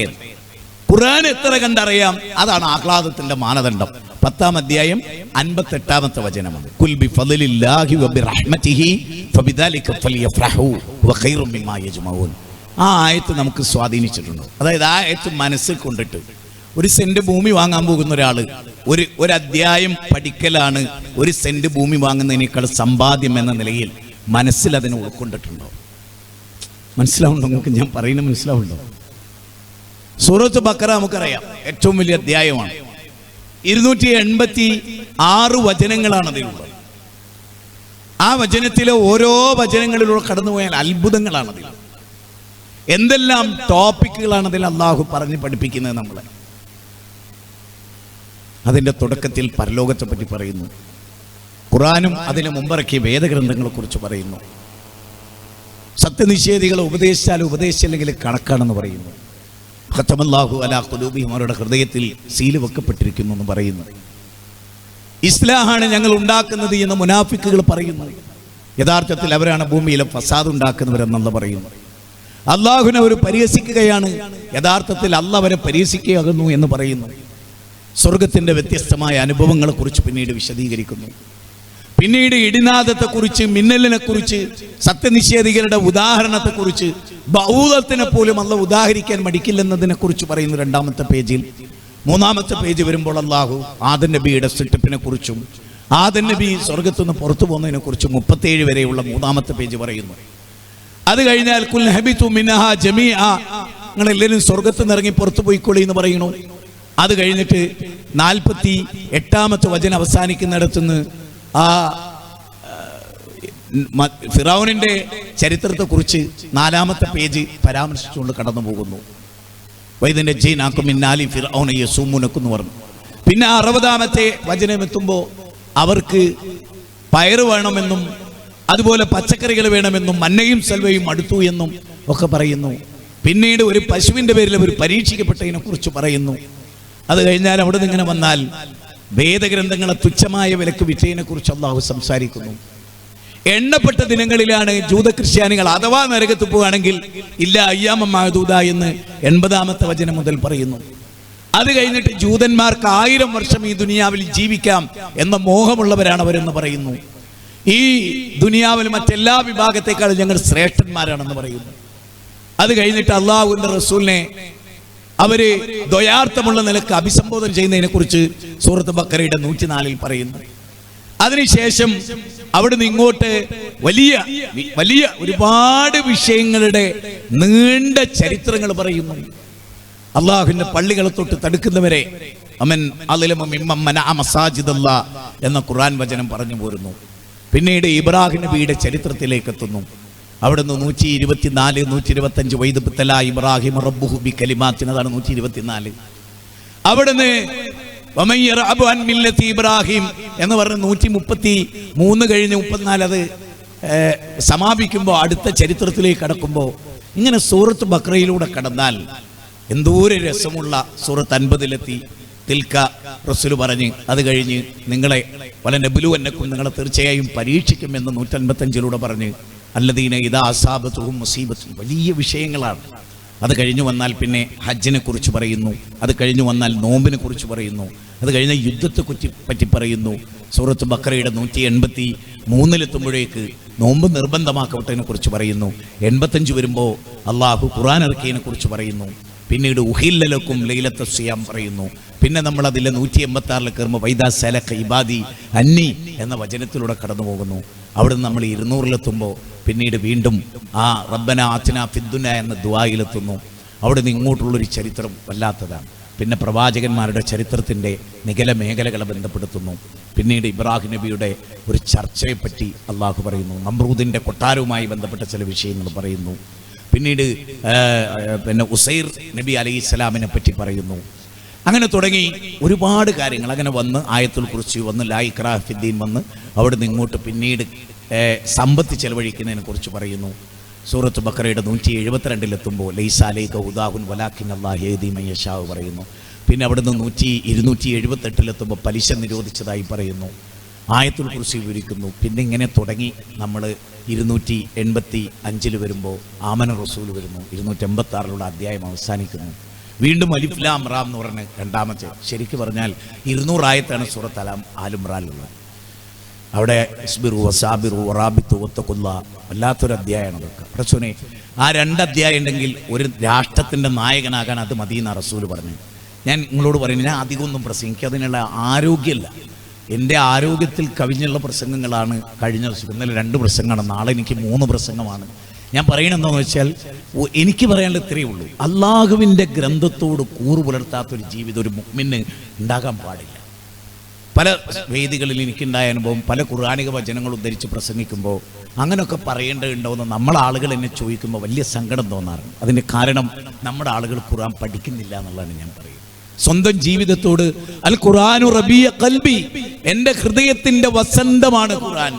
ഉമ്മയും ഉപ്പയും ഒക്കെ ഖുർആൻ പഠിക്കുന്ന മക്കളെ ഒന്നുമില്ല, സുബൈ കഴിഞ്ഞ് കട്ടൻ ചായ കുടിക്കാനിരിക്കുമ്പോൾ ആ ഡൈനിങ് ടേബിളിൻ്റെ ചുറ്റിലിരുന്ന് ബാപ്പയും ഉമ്മയും മക്കളും, ഒരു ദിവസം മകൻ ഓതി കൊടുക്കുക, വേറൊരു ദിവസം മകൾ ഓതി കൊടുക്കുക, ഒരു ദിവസം ബാപ്പ ഓതി കൊടുക്കുക, ഒരു ദിവസം ഉമ്മ ഓതി കൊടുക്കുക. അമാനയുടെ പരിഭാഷയിൽ ഏതെങ്കിലും ഒരു അധ്യായം ഡെയിലി വായിക്കും. ട്രെയിനിലൊക്കെ ഇരുന്ന് എത്ര വായിക്കാറിയോ? ഞാൻ ഒരുപാട് ആളുകൾ നോക്കും, രാവിലെ മുതൽ വൈകുന്നേരം വരെ മൊബൈലിൽ കളിക്കാൻ. വലിയ മനുഷ്യന്മാർ ചെറിയ ചെറിയ കളികളും വിനോദമൊക്കെ ആയിട്ടാണ് ട്രെയിനിൽ കഴിച്ചു. പണ്ടൊക്കെ ഒരുപാട് ആളുകൾ ട്രെയിൻ യാത്രയിൽ പുസ്തകമൊക്കെ വായിക്കായിരുന്നു. ഇന്ന് പുസ്തക വായനയൊന്നുമില്ല. അത്ഭുതം തോന്നിപ്പോകും നമുക്ക്. വിലപ്പെട്ട സമയം നിഅമത്താനി മഹബൂനുൻ ഫീഹിമാ കസീറും മിനന്നാസ്, അതൊന്നുമില്ലാത്തൊരവസ്ഥ. നോക്കൂ, നിങ്ങൾ ഖുർആനുമായി ബന്ധപ്പെട്ട് ഞാൻ 2-3 കാര്യം കൂടി പറയും. അതിലൊന്ന്, നമ്മൾ ഇന്ന് ഇച്ചിരി ഗൗരവത്തോടുകൂടി കാണേണ്ടതാണ് 59-ാം അധ്യായത്തിലെ 21-ാമത്തെ വചനം. ലൗ അൻസൽനാ ഹാദൽ ഖുർആന അലാ ജബലിൻ ലറഅയ്തഹു ഖാശിആ മുതസദ്ദിഅൻ മിൻ ഖശ്യത്തില്ലാഹ്. അത് പറയും, ഒരു പർവ്വതത്തിന്റെ മുകളിലാണ് ഈ ഖുർആൻ ഇറക്കിയെങ്കിൽ അത്രമേൽ ആവേശകരമായ കാര്യമാണ് ഖുർആൻ പറയുന്നത്. ശരിക്കും ഞാൻ ഇന്നലെ ഖുത്ബയിൽ സൂറത്ത് യൂസുഫിൻ്റെ 4-5 ആയത്തായിരുന്നു എടുത്തത്. ശരിക്കും നമ്മൾ സൂറത്ത് യൂസുഫ് എത്രയോ കാലം വായിച്ചിട്ടുണ്ട് അല്ലേ? സൂറത്ത് യൂസുഫിൻ്റെ 4-5 നിങ്ങൾ വായിച്ചു നോക്ക്. ആരാകണം ഒരു ബാപ്പയെന്നും ആരാകണം ഒരു മകനെന്നും പഠിപ്പിക്കുന്ന 2 വചനം. അത് നമ്മൾ ആ വചനങ്ങൾ ഊതിപ്പോകും അല്ലേ? ഖുർആനിൻ്റെ ഇജാസ് അറിയണമെങ്കിൽ അതിൽ ഓരോ അതായത് ഒന്ന് വായിക്കുക, വീണ്ടും ഒന്ന് വായിക്കുക, അതിൻ്റെ അർത്ഥം ഒന്ന് പഠിക്കുക, അതിൻ്റെ തഫ്സീർ ഒന്ന് നോക്കുക, എന്നിട്ട് കസേരയിലോ കിടക്കയിലോ ഒന്ന് കിടക്കുക, അല്ലെങ്കിൽ ഒന്ന് നിൽക്കുക, അല്ലെങ്കിൽ ഒന്ന് ചാരി നിൽക്കുക, എന്നിട്ട് ആയത്തിനെ കുറിച്ച് ഒന്ന് ആലോചിച്ച് നോക്കുക. ഇതിലൊന്ന് 12 മക്കളുണ്ട്, ജ്യേഷ്ഠന്മാരുണ്ട്. എന്നിട്ട് ഈ സാധാരണ നമ്മൾ വീട്ടിൽ ബാപ്പാനോട് സംസാരിക്കുന്നതിനേക്കാളും പെൺകുട്ടികളാണ് ഓല് തമ്മിൽ ഇത്താത്ത അനിയത്തി ഒക്കെയാണ് സംസാരിക്കുക. ഒരു റൂമിൽ ഒന്നിച്ചിരിക്കും, ബാപ്പാൻ്റെ കൂടെ എന്തെങ്കിലുമൊക്കെ പറയാൻ പോയിട്ടായിരിക്കുക. ഉമ്മാൻ്റെ കൂടെ അങ്ങനെയൊക്കെ തന്നെയാണ് ഇന്നത്തെ ലോകത്ത്. ഇന്ന് ഉമ്മയിപ്പനോടും വളരെ കുറച്ചേ സംസാരിക്കും. 10,000 വാക്ക് കൂട്ടുകാരോട് പറഞ്ഞാൽ 1000 വാക്കൊക്കെ ആയിരിക്കും ലൈഫിൽ തന്നെ ബാപ്പയായിട്ട് മക്കൾ സംസാരിച്ചിട്ടുണ്ടാകുക. ലോകത്ത് ഏറ്റവും കൂടുതൽ സംസാരിക്കേണ്ട ഒരാൾ ബാപ്പയാണ്. കാരണം എനിക്ക് അത്ഭുതം തോന്നുന്നൊരു കാര്യം പറയട്ടെ. യൂസുഫ് നബി ബാപ്പാനോട് പറയണ എന്താ? 11 നക്ഷത്രങ്ങളും പിന്നൊരു സൂര്യനും ചന്ദ്രനും എനിക്ക് സുജൂദ് ചെയ്യുന്നതായി കാണുന്നു. ഇവിടെ ആരാ സൂര്യൻ? ഇവിടെ ആരാ സൂര്യൻ? ബാപ്പയാണ്. ഇവിടെ ആരാ ചന്ദ്രൻ? ഉമ്മയാണ്. ഭയങ്കരം ഒരു ശാസ്ത്രമാണ് പഠിപ്പിക്കുന്നത്. എത്ര കാലഘട്ടത്തിൽ നിങ്ങളൊന്ന് ചിന്തിച്ചു നോക്കണേ. ഞാൻ ഒരു ഉദാഹരണം പറയാം. നമ്മൾ സാധാരണ അച്ഛനെ പറ്റി പാടുമ്പോൾ പാടുന്ന ഒരു പാട്ട് നിങ്ങൾ കേടുണ്ടാവും. സൂര്യനായി തഴുകിത്തലോടുമൻ, ആ പാട്ട് കേട്ടുണ്ടോ? ആരാ? അച്ഛനാണത്. അച്ഛനെയാണ് എനിക്കിഷ്ടം. എത്ര സഹസ്രാബ്ദങ്ങൾക്കപ്പുറത്താണ് സൂര്യനെ, അച്ഛന് ബാപ്പാനെ സൂര്യനോട് ഒന്നിച്ച്. കാരണം സൂര്യന്റെ പ്രകാശേറ്റ് പ്രകാശിക്കാനുള്ള വിധി മാത്രമേ ചന്ദ്രനുള്ളൂ. ഉമ്മതാണ്. വീട്ടിൽ ബാപ്പല്ലാത്ത സമയത്ത്, ഉമ്മ മാത്രമുള്ള സമയത്ത് ഒരാളൊരു കാര്യം പറഞ്ഞു എന്നാ എന്താ പറയുമ്മ? ഒരു ഇവിടെ അല്ലട്ടോ, ഒരു വൈകുന്നേരം വരും, എന്നിട്ട് വന്നോളി നിങ്ങൾ. അതെന്താ? മക്കള് മാത്രം അല്ലെങ്കിൽ മക്കൾ പറയും ബാപ്പ ഇവിടെ അല്ലട്ടോ. അപ്പൊ മക്കൾക്ക് ബാപ്പാനെ പറ്റി പറയാം, ഭാര്യക്ക് ഭർത്താവിന്. അതെന്താ അങ്ങനെ ആ വീട്ടില്?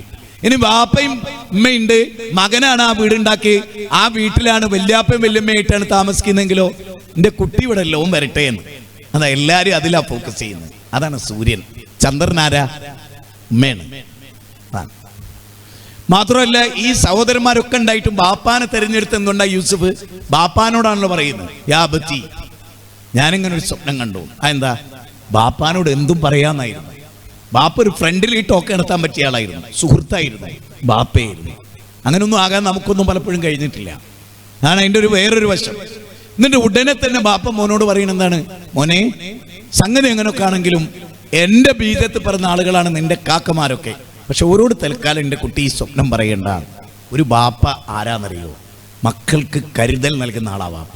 മോനെ, ഈ സ്വപ്നം ഏതായാലും നീ കാക്കമാരോട് പറയണ്ട. എന്നിട്ട് എന്താ അവസാനിക്കുന്ന ആയത്ത് അവസാനിക്കുന്നത് ഇന്ന ശൈത്താന ലിൽ ഇൻസാനി അദുവ്വും മുബീൻ. മോനെ, വ്യക്തമായ ശത്രുവാണ് മോനെ ഇബ്ലീസ്. ഇക്കാക്കാർക്ക് അസൂയ ഉണ്ടാക്കുന്നതിനെ കുറിച്ച് ബാപ്പ പറഞ്ഞതും മോൻ കേട്ടില്ല. കാരണം ചെറിയ കുട്ടിയാണ്. ഇക്കാക്കന്മാരോട് സന്തോഷപൂർവ്വം അത് പറഞ്ഞു. അവരിൽ അസൂയ ഉണ്ടായി. ആദം നബിയുടെ 2 മക്കളിൽ ഒരാളോട് അസൂയ തോന്നിയതാണല്ലോ. അതുകൊണ്ട് അവരെന്ത് ചെയ്തു? പൊട്ടക്കിണറിൽ കൊണ്ടുപോയിട്ടു. ബാപ്പ പറഞ്ഞു, മോൻ കേട്ടില്ല. ബാപ്പ മോനെ ഭാവിയിൽ ഒരു ദുരന്തം വരാതിരിക്കാനാ പറഞ്ഞേ. കാരണം ലോകത്ത് നിബന്ധനയില്ലാതെ മക്കളെ സ്നേഹിക്കുന്ന 2 ആളേ ഉള്ളൂ, ബാപ്പയും ഉമ്മയും. മക്കൾക്ക് ഒരിക്കലും മനസ്സിലാവില്ല. അപ്പൊ കഴിഞ്ഞ ദിവസം എൻ്റെ വീട്ടിലൊരു ബാപ്പ ഒരു മോളെയും കൊണ്ട് വന്നു. ബാപ്പയുണ്ട്, ഉമ്മയുണ്ട്, മോളും ഉണ്ട്. 1 കൊല്ലം മുമ്പ് കണ്ട പയ്യനായിട്ട് കൊടുമ്പിരി കൊണ്ട പ്രേമം. ഒരു കൊണ്ടുവരാനുള്ള കാരണം എന്താ വെച്ചാൽ ഓനൊരു കത്തയച്ചു. ഈ കുട്ടിയുടെ കയ്യിൽ നിന്ന് ബാപ്പ ഫോൺ പിടിച്ചു വെച്ചപ്പോൾ ഓനൊരു കത്തയക്കാണ്, ഞാൻ 2 വീലറിൽ വരും, നീ ചാടിപ്പോരണം എൻ്റെ കൂടെ, ഞാൻ നോക്കിക്കോളും നിന്നേന്നാണ്. അപ്പം ഞാൻ ആ പെൺകുട്ടിനോട് ചോദിച്ച ഒറ്റ ചോദ്യമുള്ളൂ. ഞാൻ ചോദിച്ചു, ഇതാരാ? അതിൻ്റെ അമ്മയാണ്. നിനക്കെത്ര വയസ്സായി? എനിക്ക് 22 വയസ്സായി. അപ്പം 22 കൊല്ലം നിന്നെ സ്നേഹിച്ച, പിന്നെ ഒരു 10 വർഷം കൂടി നിന്നെ ഗർഭപാത്രത്തിലിട്ടെ ഉമ്മയാണ് ഇരിക്കണത് അല്ലേ? 22 കൊല്ലം നിബന്ധന ഇല്ലാതെ സ്നേഹിച്ച ഉമ്മാന നിനക്ക് വേണ്ട. 22 കൊല്ലം നിനക്ക് വേണ്ടി പെടാപാട് പെട്ട വാപ്പാന നിനക്ക് വേണ്ട. 1 കൊല്ലം കണ്ട ഒരു മനുഷ്യനെയാണ് നീ സ്വീകരിക്കുന്നത്. ഇതിൽ എന്ത് ബുദ്ധിയാണ് നിനക്ക് വർക്ക് ചെയ്യുന്നത്? ഓൻ ചതിക്കുകയോ ചതിക്കൂലയോ ഒന്നും അറിയില്ല. വാപ്പയും എന്തായാലും ചതിക്കൂല മക്കളെ. അങ്ങനെ ഒരു ചരിത്രമില്ല ശരിക്കും. അപ്പം മക്കളൊക്കെ സംബന്ധിച്ചിടത്തോളം സൂറത്ത് യൂസുഫ് ഇങ്ങനെ വായിച്ചു പോരുമ്പോൾ ഒരു ബാപ്പാന്റെ കരുതലാണ്. പിന്നെ എന്താണ്? യൂസുഫിനെ കൊണ്ടുപോയി പൊട്ടക്കറിലിട്ടപ്പോൾ ആ ബാപ്പ മക്കളോട് പറയുന്നത് എന്താണ്? ഞാൻ ഇതിൻ്റെ പേരിൽ നിങ്ങളായിട്ട് കത്തിയായിട്ടൊന്നും എടുക്കണില്ല, നിങ്ങളെ ഞാൻ വീട്ടിൽ നിന്ന് പുറത്തിറക്കണില്ല, നിങ്ങൾ എൻ്റെ മക്കൾ തന്നെ. നിങ്ങൾക്ക് കാലബൽ സവ്വലത്തുലക്കും അംഫുസക്കും അമ്ര, എന്തോ നിങ്ങൾക്ക് ഇബ്ലീസ് തോന്നിച്ചു, നിങ്ങളത് പ്രവർത്തിച്ചു. അതുകൊണ്ട് ഫസബ്റുൻ ജമീൽ, ഞാൻ ഭംഗിയായിട്ട് ക്ഷമിക്കുകയാണ്. പിന്നെ എൻ്റെ വേദനകളൊക്കെ ഞാൻ അള്ളാഹിനോട് പറയുകയാണ്. നോക്കൂ, 18-ാമത്തെ വചനാണ് സൂറത്ത് യൂസുഫിലെ 12-ാം അധ്യായം. അതും കഴിഞ്ഞ് പിന്നെ മക്കൾ ഒന്നിച്ച് യൂസുഫുള്ള ഒന്നും അറിയില്ലല്ലോ സംഭവം. ഒരു കൊട്ടാരത്തിലേക്ക് ക്ഷണിക്കപ്പെട്ട് അങ്ങോട്ട് പോകുമ്പോൾ ആ വാപ്പ വീണ്ടും ഇടപെടുകയാണ്. നിങ്ങളൊരു നബീൻ്റെ മക്കളാണ്, യൂസുഫ് എന്ന സൗന്ദര്യവാനായ അനുജൻ്റെ സഹോദരങ്ങളാണല്ലോ. അതുകൊണ്ട് അവരൊക്കെ ഹൈറ്റും വെയിറ്റും ഉള്ളവരായിരുന്നു, സുന്ദരന്മാരായിരുന്നു. അവരൊന്നിച്ച് കയറിയ കണ്ണേറ് തട്ടും. അതുകൊണ്ട് വാപ്പ പറയാണ്, ഒറ്റ വാതിലൂടെ കയറരുത്. എന്തിനായിരിക്കും ഒരു വാതിലൂടെ കയറരുത് എന്ന് പറഞ്ഞ്? ഓരോ മക്കളും തന്നെ 150 കിലോ ഉള്ള തടിച്ച വണ്ണുള്ളായതുകൊണ്ടാ? അല്ല, പിന്നെന്താ? നിങ്ങൾ ഒന്നിച്ച് നിൽക്കുമ്പോൾ ആളുകൾ കണ്ടിട്ട് കൗതുകം കൂറും, അപ്പം നിങ്ങൾക്ക് കണ്ണേറ് തട്ടും. മനസ്സിലായില്ലേ? മർക്കസ് ദവക്കാർക്ക് മാത്രമേ ഖുർആൻ തിരിയാത്തുള്ളൂ, ഓൽക്കിട്ട് തിരിയേയില്ല. മനസ്സിലായോ? ഈ നാട്ടിലെ അമുസ്ലിങ്ങൾക്ക് തിരിഞ്ഞ ഖുർആൻ വചനം പോലും തിരിയാത്ത കൗമാണോ? മനസ്സിലായോ? മിമ്പറിൽ കയറിയുണ്ടതും കാര്യമല്ല, ഞാനിത് പറയുന്നത് വളരെ ബോധപൂർവ്വമാണ്, നിങ്ങൾക്ക് ഒന്നും തോന്നരുത്. സൂറത്ത് യൂസുഫ് വായിച്ചാൽ കണ്ണേറുണ്ടെന്ന് മനസ്സിലാകാത്തവൻ പിന്നെ പഠിച്ചിട്ട് കാര്യമില്ല ദീന്. അല്ല, നിങ്ങൾ പറ, ഒറ്റ വാതിലൂടെ മുഴുവൻ മക്കളോട് ഒന്നിച്ചു പോകരുത് എന്ന് എന്തിനാ പറഞ്ഞത്? നിങ്ങൾ പറ, വേറൊരു കാരണം പറ. വേറെ എന്തുകൊണ്ട് ഈ ആയത്തിന് മഹാമുഫസ്സിരീങ്ങൾ കണ്ണേറ് തട്ടാതിരിക്കാനാണ് എന്തിനു പറഞ്ഞു? വേണ്ട, നിങ്ങളുടെ കൂട്ടത്തിൽ ഏറ്റവും സുന്ദരികളായ 5 പെൺകുട്ടികൾ നിങ്ങൾക്ക് ഉണ്ടെന്ന് വിചാരിക്കുക. അവരൊന്നിച്ചണിഞ്ഞൊരുങ്ങി ഒരു അങ്ങാടി കൂടെ അവർ ഒന്നിച്ച് ചേർന്ന് നടന്നാൽ കണ്ണേറ് തട്ടുമല്ലേ? നിങ്ങൾ പറ. ആളുകൾ നോക്കുമല്ലേ? എന്താടാ നോക്കടാ, ആചാര മക്കൾ നോക്കടാ, എന്താടാ മക്കൾ? അതെ, അത് ഉണ്ടാവാതിരിക്കാനാ. അത് മനസ്സിലാക്കണം, ദീന് മനസ്സിലാകണം, ഖുർആൻ മനസ്സിലാകണം. അതാണ് സൂറത്ത് യൂസുഫിൽ നമ്മൾ പിന്നെ കാണുന്നത്. സൂറത്ത് യൂസുഫിൽ ഒരു അത്ഭുതവും കൂടിയുണ്ട്. അത് എന്നെ വല്ലാതെ ആശ്ചര്യപ്പെടുത്തിയാണ്. സ്വന്തം ജ്യേഷ്ഠന്മാരെ പൊട്ടക്കിണറിലിട്ട് തകർക്കാൻ ശ്രമിച്ചിട്ട് ആ ആളുകളെ തൻ്റെ കാൽക്കീയിൽ കിട്ടിയപ്പോൾ മഹാനായ യൂസുഫ് നബി പറയുന്നത് എന്തറിയോ? അത് വല്ലാത്തൊരു വാക്കാണ്. യൂസുഫ് നബി പറയുന്നത് എന്താ വെച്ചാൽ, ഇന്നത്തെ ദിവസം ലാ തസ്രീബ അലൈക്കുമുൽ യൗം, ഇന്നത്തെ ദിവസം കുത്തുവാക്കുകൊണ്ട് ഞാൻ നിങ്ങളെ അഭിഷേകം ചെയ്യുന്നില്ല. ഇന്ന് പ്രതികാരമില്ല, ഇന്ന് തിരിച്ച് നടപടിയില്ല. നിങ്ങൾക്ക് വേണ്ടി ഞാൻ അള്ളാഹിനോട് പൊറുക്കലിനെ തേടാം. നമ്മളാണെങ്കിലോ നമ്മളെ പൊട്ടക്കണ്ടിടാൻ ശ്രമിച്ചവരെ എല്ലാ അധികാരത്തോടു കൂടി കിട്ടിയാൽ നമ്മൾ തിരിച്ച്. അപ്പോൾ സൂറത്ത് യൂസുഫ് നമ്മളെ വലിയ പാഠങ്ങളാണ് പഠിപ്പിക്കുന്നത്. സൂറത്ത് യൂസുഫിലെ ഏറ്റവും വലിയ പാഠങ്ങളിലൊന്ന് അതിൻ്റെ 101-ാമത്തെ വചനം. ഞാൻ എന്തിനെങ്ങനെ പറയണമെന്ന് ചോദിച്ചാൽ, ഈ പരിശുദ്ധ റമദാനെ സ്വീകരിക്കുന്നവരോട് നമ്മൾ ഈ അഖില റമദാൻ നടത്തി എന്നുള്ളത് കൊണ്ടൊന്നും ഒരു മെച്ചമില്ല. മറിച്ച് ഇങ്ങനെ തീരുമാനിക്കുന്നു, ഖുർആനിനെ ഞങ്ങൾ ഏറ്റവും ചുരുങ്ങിയ ഈ 30 ദിവസം വിശുദ്ധ ഖുർആനിലെ ഓരോ അധ്യായങ്ങളിലൂടെ ഒരധ്യായം തിരഞ്ഞെടുത്ത് ഈ 30 ദിവസം കൊണ്ട് അത് അർത്ഥസഹിതം പൂർത്തിയാക്കും നിങ്ങൾ തീരുമാനിച്ചാൽ മതി. സൂറത്ത് മുൽക്കിൽ 30 ആയത്താണ്. എളുപ്പം ഞാൻ പറഞ്ഞുതരാം. സൂറത്ത് മുൽക്കിൽ 30 ആയത്താണ്. ഒരു ദിവസം ഒരായത്ത് പഠിക്കും നിങ്ങൾ തീരുമാനിച്ചാൽ മതി. 30 ദിവസം എന്നാലും കൂലിയ. അലിഫ് ലാം മീം. അലിഫ് ഒരു അറഫാണ്, ലാം ഒരു അറഫാണ്, മീം ഒരു അറഫാണ്. 3 ആയത്ത് പഠിച്ചാൽ 6 കൊല്ലം കൊണ്ട് ഖുർആൻ കംപ്ലീറ്റ് തീരും. ഒരു ദിവസം 3 ആയത്ത് പഠിച്ചാൽ 6 വർഷം കൊണ്ട് ഖുർആൻ കംപ്ലീറ്റ് അർത്ഥസഹിതം പഠിച്ചു കഴിയും. നമ്മൾ എത്ര കാര്യങ്ങൾ സ്കൂളിൽ പഠിക്കുന്നുണ്ട്, എത്രയോ പഠിക്കുന്നുണ്ട്. കമ്പ്യൂട്ടർ പഠിക്കുന്നു, മൊബൈൽ പഠിക്കുന്നു, മൊബൈലിലെ എല്ലാ ഓപ്ഷനും നമ്മൾ പഠിക്കുന്നു. അള്ളാഹുവിൻ്റെ ഗ്രന്ഥത്തിലെ ഇന്ന് അധ്യായം ഇപ്പൊ സൂറത്ത് മുജാദല എന്താണ് അതിൻ്റെ അർത്ഥം എന്ന് ചോദിച്ചാൽ എത്ര പേർക്കറിയാം? തർക്കിക്കുന്നവൾ എന്നാണ് അതിൻ്റെ അർത്ഥം. ഖുർആനിലെ 58-ാം അധ്യായമാണ് സൂറത്ത് മുജാദല. 22 വചനം അതിലുള്ളത്. 22 വചനം. ആ സൂറത്ത് മുജാദല ഒന്ന് പഠിച്ചു നോക്ക്. സ്ത്രീയുടെ പ്രാധാന്യം ഭർത്താവിൻ്റെ പേരിൽ തർക്കിച്ച ഒരു പെണ്ണിന് വേണ്ടി അവതരിപ്പിക്കപ്പെട്ട അധ്യായം അത്. ഇതിനെ നമ്മൾ പറയുന്നത് സ്ത്രീകൾക്ക് പ്രാധാന്യം കൊടുത്തിട്ടില്ല. ഞാൻ പറയുന്നത് സൂറത്ത് നിസാ വായിച്ചു നോക്കിയങ്ങൾ. സൂറത്ത് നിസാ മാത്രം വായിച്ചാൽ സ്ത്രീകൾക്ക് മനസ്സിലാവും ഖുർആനോളം സ്ത്രീ സമൂഹത്തെ അംഗീകരിച്ചൊരു ഗ്രന്ഥം ലോകത്ത് വേറല്ല. പക്ഷെ നമുക്ക് അവിടെയും ഇവിടെയൊക്കെ അറിയാം ഖുർആനിൽ എന്തൊക്കെ ഉണ്ടെന്ന് അറിയാം. അങ്ങനല്ല. അള്ളാഹു നമ്മളോട് സംസാരിക്കുക വേണ്ട. നമ്മുടെ മൊബൈലിൽ നമുക്ക് ഏറ്റവും ഇഷ്ടപ്പെട്ട ഒരാളൊരു മെസ്സേജ് അയച്ചാൽ നിസ്കാരം പെട്ടെന്ന് സലാം വീട്ടി നമ്മളത് നോക്കൂലേ? അള്ളാഹുവിൻ്റെ വചനാണ് ഖുർആനിലുള്ളത്. എനിക്കതാണ് വിഷമം. മുസ്ലിം ഉമ്മത്ത് ഈ പണ്ഡിതന്മാർ പോലും ഖുർആൻ ഉദ്ധരിച്ച് പ്രസംഗിക്കുന്ന പ്രസംഗം തന്നെ കേരളത്തിൽ കുറവാണ്. എത്രയോ കുറവാണ്. തൊള്ളപടായി ഇങ്ങനെ വിടും അല്ലേ? ആലോചിച്ച് നോക്ക്. അതുകൊണ്ട് ഞാൻ നിങ്ങളോട് ഇവിടെ വെച്ച് പറയുന്നത് പരിശുദ്ധ റമദാൻ തൊട്ടടുത്ത് നിൽക്കുകയാണ്. ഖുർആനിൽ ഇന്ന് തന്നെ കയറണം. ഇന്ന് രാത്രി തന്നെ ഖുർആൻ പഠിക്കാനിരിക്കണം. 3 ആയത്തെന്ന് വായിച്ച് അർത്ഥം നോക്കിയിട്ടേ ഞാൻ കിടക്കൂന്ന് ഇവിടെ ഇരിക്കുന്ന എല്ലാവരും പ്രതിജ്ഞ ചെയ്യാം. ആ വദുക്കുർന മാ യുത്ലാ ഫീ ബുയൂത്തികുന്ന മിൻ ആയാത്തില്ലാഹി വൽ ഹിക്മ വായിച്ചാൽ വിശുദ്ധ ഖുർആനിലെ 33-ാം അധ്യായം 34-ാമത്തെ വചനം വായിച്ചാൽ അപ്പോൾ തന്നെ നമ്മളോട് സംസാരിക്കുന്ന നമ്മുടെ റബ്ബ്. നമുക്ക് എന്താണ് അതുമായി ബന്ധം? ഒരു പർവ്വതത്തിന്റെ മുകളിലാണ് ഖുർആൻ ഇറക്കിയതെങ്കിൽ ഭയപ്പാട് നിമിത്തം അത് പൊട്ടിപ്പോകുമായി എന്ന് പറഞ്ഞാൽ അത്രയും ഡെപ്തിലുള്ള കാര്യമാണ് അള്ളാഹു പറയുന്നത്. അഫലാ യതദബ്ബറൂനൽ ഖുർആൻ അം അലാ ഖുലൂബിൻ അഖ്ഫാലുഹാ. സൂറത്ത് മുഹമ്മദ് 40-ാം അധ്യായം 24-ാമത്തെ വചനം. അവരുടെ ഹൃദയം പൂട്ടിട്ട് വെച്ചിരിക്കുകയാണോ? അവരെന്താ ഖുർആനിനെ പറ്റി ചിന്തിക്കാത്തതെന്ന് അള്ളാഹ് ചോദിക്കണം. അവരുടെ ഹൃദയം പൂട്ടിട്ട് വെച്ചിരിക്കുകയാണോ? നമ്മുടെ ഹൃദയം ഒന്ന് തുറക്കണ്ടേ? ഖുർആനിനെ കുറിച്ച് അവരെന്താ ചിന്തിക്കാത്തത്? അവരുടെ ഹൃദയം പൂട്ടിട്ട് വെച്ചിരിക്കുകയാണോ? സൂറത്ത് ഖമർ എന്ന് പറഞ്ഞ അധ്യായം 54-ാമത്തെ അധ്യായമാണ്. അതിലെ 17-ാമത്തെ വചനം, അതിലെ 22-ാമത്തെ വചനം, അതിലെ 30-ാമത്തെ വചനം, അതിലെ 40-ാമത്തെ വചനം ഒരേ ആയത്താ. 4 ആയത്തിന് പകരം ഒരായത്ത് പഠിച്ചാൽ മതി. ഈ വചനവും പഠിച്ചാൽ മതി. വലഖദ് യസ്സർനൽ ഖുർആന ലിദ്ദിക്രി. അല്ലാഹു ചോദിക്കുകയാണ്, ഖുർആൻ വളരെ എളുപ്പമാക്കിയിരിക്കുന്നു. ആരെങ്കിലും ഖുർആനെ കുറിച്ച് ചിന്തിക്കാനും പഠിക്കാനും തയ്യാറാണോ? 54-ാം അധ്യായം സൂറത്ത് ഖമറിൽ 17 ഈ ആയത്താണ്. 22-ലും ഇതേ ആയത്താണ്, 32-ലും ഇതേ ആയത്താണ്, 40-ാമത്തെ വചനത്തിൽ ഇതേ ആയത്താണ്. ഇപ്പൊ സൂറത്ത് റഹ്മാൻ നമുക്കൊക്കെ വലിയ ഇഷ്ടമുള്ള അധ്യായം 55-ാം അധ്യായം. ഫബിയയ്യി ആലാഇ റബ്ബിക്കുമാ തുകദ്ദിബാൻ 31 തവണയാണ്. ഒരൊറ്റ ആയത്ത് പഠിച്ചാൽ 31 ആയത്ത് പഠിച്ചു. 31 ആയത്താ അത്. 31 ആയത്താ മനപ്പാടാകുന്ന ഒരായത്ത് പഠിച്ചാല് അത്ഭുതമല്ലത്. വൈലു യൗമൈദിൽ മുക്കദ്ദിബീൻ ആ അധ്യായം 10 തവണയാ പറയുന്നത്. 10 ആയത്താ പഠിക്കുന്നത്. ആ 10 ആയത്ത് ഓതിയ 10 ആയത്തിന് സെപ്പറേറ്റ് പുലിയ. കാരണം 10 സെപ്പറേറ്റ് ആയത്താ. ചിന്തിക്കേ നമ്മൾ എത്ര പഠിക്കുന്നു. അത് ഹദീസുകൾ നമുക്ക് എത്ര മനപ്പാടുണ്ട്.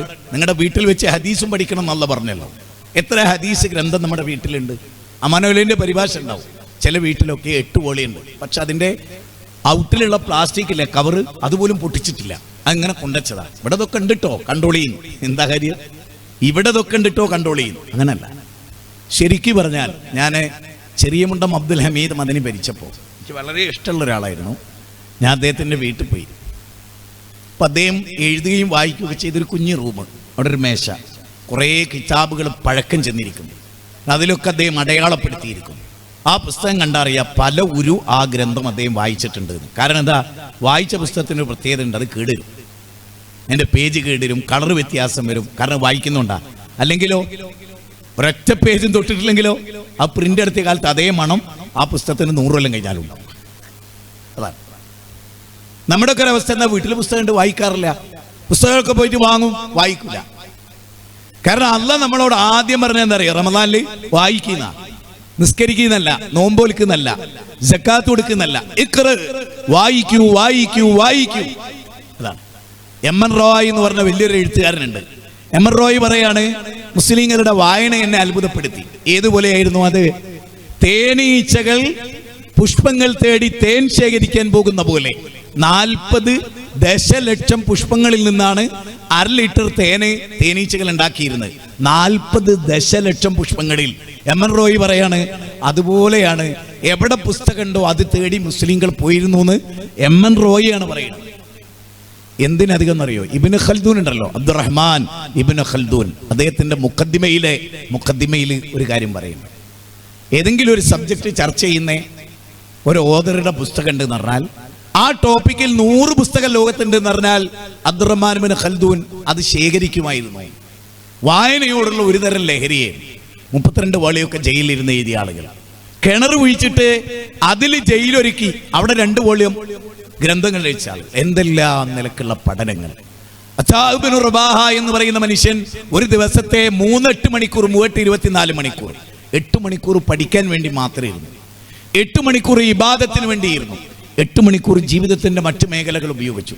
അള്ളാഹുവിന്റെ മുമ്പിൽ സമയം ഫലപ്രദമായി ഉപയോഗിച്ച കൂലി കിട്ടി അദ്ദേഹത്തിന്. നമ്മുടെയൊക്കെ എത്ര സമയമാണ് വേസ്റ്റ് ആക്കുന്നത്? സത്യത്തിൽ എത്ര സമയമാണ് നമ്മൾ വേസ്റ്റ് ആക്കുന്നത്? നിങ്ങൾ ചിന്തിച്ചു നോക്ക്. അപ്പൊ ഇന്ന് ഏറ്റവും തിരക്കുള്ളൊരു ദിവസമായിരുന്നു എനിക്ക്. നാട്ടിൽ പോലും എത്താൻ കഴിയാതെ പാതി വഴിയിൽ അത്രേ യാത്ര ചെയ്യാൻ കഴിഞ്ഞുള്ളൂ. ഞാൻ അവിടെ എൻ്റെ ഒരു സുഹൃത്തിൻ്റെ കൂടെ കിടന്ന് സുബൈസ്കരിച്ചിട്ടാണ്. പക്ഷേ ആ സുബൈസ്കരിച്ച് യാത്ര പുറപ്പെടുന്നതിന് മുമ്പ് ഒരു 20 ഖുർആനിക വചനം നോക്കിയിട്ടാണ് ഞാൻ ആ വീട്ടിൽ നിന്ന് ഇറങ്ങി. കാരണം നമുക്ക് അള്ളാഹ് നമ്മളോട് പറയാണ്, ഇതിനോളം വലിയൊരു നിഅമത്ത് അള്ളാഹുവിൻ്റെ റസൂൽ ഈ ലോകത്തോട് പറയുമ്പോൾ നമുക്ക് വിട്ടേച്ച് തന്ന 2 കാര്യം, തറക്തു ഫീക്കും അംറൈനി ഷഹ്റൈനി എന്നൊക്കെ പറഞ്ഞിട്ടുള്ള 2 കാര്യങ്ങൾ. ഈ 2 കാര്യത്തോട് കൂറ് പുലർത്തുകയും അതിനെ സച്ചരിതരായ ആളുകൾ മനസ്സിലാക്കി തന്ന പോലെ മനസ്സിലാക്കുകയും ചെയ്യുന്നത് നമ്മുടെ വിജയം. വകുല്ലു ഖൈറിൻ ഫിത്തിബാഇ മൻ സലഫ് വകുല്ലു ശർറിൻ ഇബ്തിദാഇ മൻ ഖലഫ്. പൂർവികരെ പിൻപറ്റുന്നതിലാണ് എല്ലാ ഖൈറും എല്ലാ നന്മയും കുടികൊള്ളുന്നത്. പിൽക്കാലക്കാരുടെ വാക്കസർത്തുകളുടെ പിന്നാലെ പോകുമ്പോൾ നഷ്ടമാകുന്നത് ഒരു പരലോകമാണ്. അതുകൊണ്ടാണ് വിശുദ്ധ ഖുർആൻ 4-ാം അധ്യായം 115 എന്ത് പറഞ്ഞത്? വമൻ യുശാഖിഖ് റസൂല മിൻ ബഅദി മാ തബയ്യന ലഹുൽ ഹുദാ വയത്തബി ഗൈറ സബീലിൽ മുഅ്മിനീൻ നുവല്ലിഹി മാ തവല്ല. തിരിഞ്ഞിടത്തേക്ക് അല്ലാഹു തിരിച്ചുവിടും. നിഷേധ സ്വഭാവം നമ്മളിൽ ഉണ്ടായാൽ നിഷേധം വർദ്ധിക്കുകയേ ഉള്ളൂ. ഒരിക്കലും അനുസരണം നമ്മുടെ ജീവിതത്തിൽ ഉണ്ടാവില്ല. അനുസരണ സ്വഭാവമാണോ നമുക്ക്, തീർച്ചയായും അതൊരു വലിയ വിജയത്തിൽ നമ്മളെ എത്തിക്കും. ഇനി ഒന്നുകൂടി ഞാൻ നിങ്ങളോട് പറയാം. കഴിഞ്ഞ ദിവസമൊക്കെ ഓരോരുത്തരും, ഇപ്പൊ കഴിഞ്ഞ ദിവസം മാനന്തവാടിയിൽ നിന്ന് സംശുക്ക എന്നെ വിളിച്ചിട്ട് പറഞ്ഞു, അതേ പടിഞ്ഞാറത്തറയിലെ നമ്മുടെ ഇന്ന പ്രവർത്തകൻ നിങ്ങൾക്ക് അറിയില്ലേ? അറിയാം. എന്തോ ഒരു ചുറുചുറുക്കുള്ള പ്രവർത്തകനായിരുന്നു, അറിയും. പെട്ടെന്ന് മുഖത്ത് ക്യാൻസർ ബാധിച്ചാണ്, ചുണ്ടുകളിലും താടിയുടെ ഉള്ളിലും ഒക്കെ ക്യാൻസർ ബാധിച്ച് മരിക്കുന്നതിൻ്റെ ഒരു വക്കത്ത് അദ്ദേഹം ഇങ്ങനെ എത്തി നിൽക്കുകയാണ്. അപ്പം അദ്ദേഹത്തിന് 4 മക്കളുണ്ട്. പെട്ടെന്നാണ്, ഒരിക്കലും പ്രതീക്ഷിക്കാത്തതാണ്, അത്ഭുതകരമാണ് ഇന്നത്തെ രോഗം. ഞാൻ വെറുതെ പറയുന്നതല്ല. അപ്പോൾ അദ്ദേഹത്തിന് 3.5 ലക്ഷം രൂപ കടമുണ്ട്. അപ്പം നമ്മുടെ ഗ്രൂപ്പിലൊക്കെ അത് വന്നപ്പോൾ എനിക്ക് ഭയങ്കര സങ്കടമായി. ഞാൻ കാസർഗോഡായിരുന്നു ഇന്നലെ.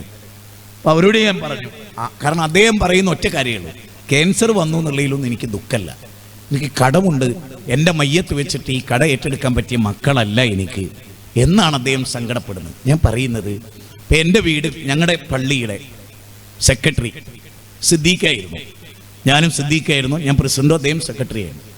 അദ്ദേഹം ഷട്ടിൽ കളിച്ചിട്ട് കസേരയിൽ ഇരുന്നതാണ്, ചരിഞ്ഞു വീടും മരിച്ചു.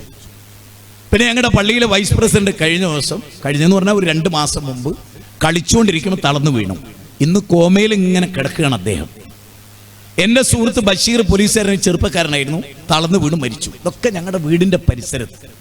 ഇപ്പം ഈ മരണങ്ങളൊക്കെ നടക്കുമ്പോൾ ഞാൻ എൻ്റെ ഭാര്യമാരോടും മക്കളോടും ഒക്കെ പറയുന്നൊരു കാര്യം, അള്ളാഹു നിശ്ചയിച്ച സമയം എത്തിയതിൻ്റെ തലേ ദിവസമാണ് നമ്മൾ നിൽക്കുന്നതെന്ന് വിചാരിക്കുക. ഉദാഹരണം, നാളെ ഞായറാഴ്ച രാവിലെ 9 മണിക്കാണ് അള്ളാഹു എൻ്റെ മരണം നിശ്ചയിച്ച്. നിങ്ങൾ ആരെ മരണവും പറഞ്ഞ് പേടിപ്പിക്കുന്നില്ല. എൻ്റെ മരണം അള്ളാഹ് നിശ്ചയിച്ചെങ്കിൽ എന്തെല്ലാം ബാധ്യതകളുണ്ട്, ഒരുപാട് കടബാധ്യതകൾ, സമൂഹമായിട്ടുള്ള എമ്പാടും ബാധ്യതകൾ, ഒരുപാട് ആളുകളോട് പൊരുത്തപ്പെടി എന്തൊക്കെ ഉണ്ടാവും. അള്ളാഹു നമുക്ക് മരണം നിശ്ചയിച്ചത് എപ്പോഴാണ് നമുക്ക് ആർക്കെങ്കിലും അറിയോ? നമ്മൾ ഈ നമ്മൾ നോമ്പിലേക്ക് വരുന്നു, വലിയ ആഹ്ലാദത്തിൽ ഇതൊക്കെ കഴിഞ്ഞുകൂടുന്ന് വിചാരിക്കുന്നു. എത്ര ആളുകൾ ഹോസ്പിറ്റലിൽ ഉണ്ടെന്ന് അറിയോ? ഇപ്പം മെനയാന്ന് വിളിച്ചിട്ട് എൻ്റെ ഒരു ചെറിയ പെങ്ങളുണ്ട് കൊച്ചിയിൽ. അപ്പോൾ അളിയൻ പറഞ്ഞു, വളരെ ഗുരുതരമായി. എൻ്റെ ചെറിയ പെങ്ങൾ എന്ന് പറഞ്ഞാൽ മരിച്ചിട്ട് പിന്നെ ജീവിച്ച ആളാണ്. 3 മാസം അബോധാവസ്ഥയിൽ കോമയിൽ കിടന്നിട്ട് മിംസിന്ന് രക്ഷപ്പെട്ടു പോകുന്നവരാരാണ്. അപ്പോൾ അവൾക്ക് വലിയൊരു സർജറി പെട്ടെന്ന് വേണമെന്ന് പറഞ്ഞിട്ട് ഞങ്ങളിന്ന് ഹോസ്പിറ്റലിൽ അഡ്മിറ്റാക്കി. ഇതെല്ലാം വരുമ്പോഴും നമ്മൾ ഓർക്കേണ്ടത് അള്ളാഹുലേക്കുള്ളൊരു യാത്ര. ആ യാത്ര എപ്പോഴായിരിക്കുമെന്ന് നമുക്കറിയാത്തത് കൊണ്ട് തന്നെ അത് സമാധാനത്തോടുകൂടി മരിക്കണമെങ്കിൽ ശരിക്കും നമുക്കൊരു കാര്യബോധം ഉണ്ടാവണം. ഇല്ല, കാരണം ഞാൻ കഴിഞ്ഞ ദിവസം ഇങ്ങനെ സൂറത്ത് അങ്കബൂത്താണെന്ന് തോന്നുന്നു, ഞാൻ ഇങ്ങനെ സൂറത്ത് ഖസസാണെന്ന് തോന്നുന്നു, ഇതിങ്ങനെ വായിച്ചു പോകുന്ന സമയത്ത് അതിലൊരു ചോദ്യമാണ്. അള്ളാഹു ചോദിക്കുകയാണ്. എന്താ ചോദ്യം എന്ന് വെച്ചാൽ, അതല്ല, ഒരിക്കലും നിങ്ങൾക്കറിയാത്ത മരണം നിങ്ങളിലേക്ക് വന്നു ചേരുന്നതിനെ കുറിച്ച് നിങ്ങൾക്കൊരു ഭയപ്പാടുണ്ടാക്കുന്നില്ലേ എന്നാണ് ചോദ്യം. എന്താണ് ചോദ്യം?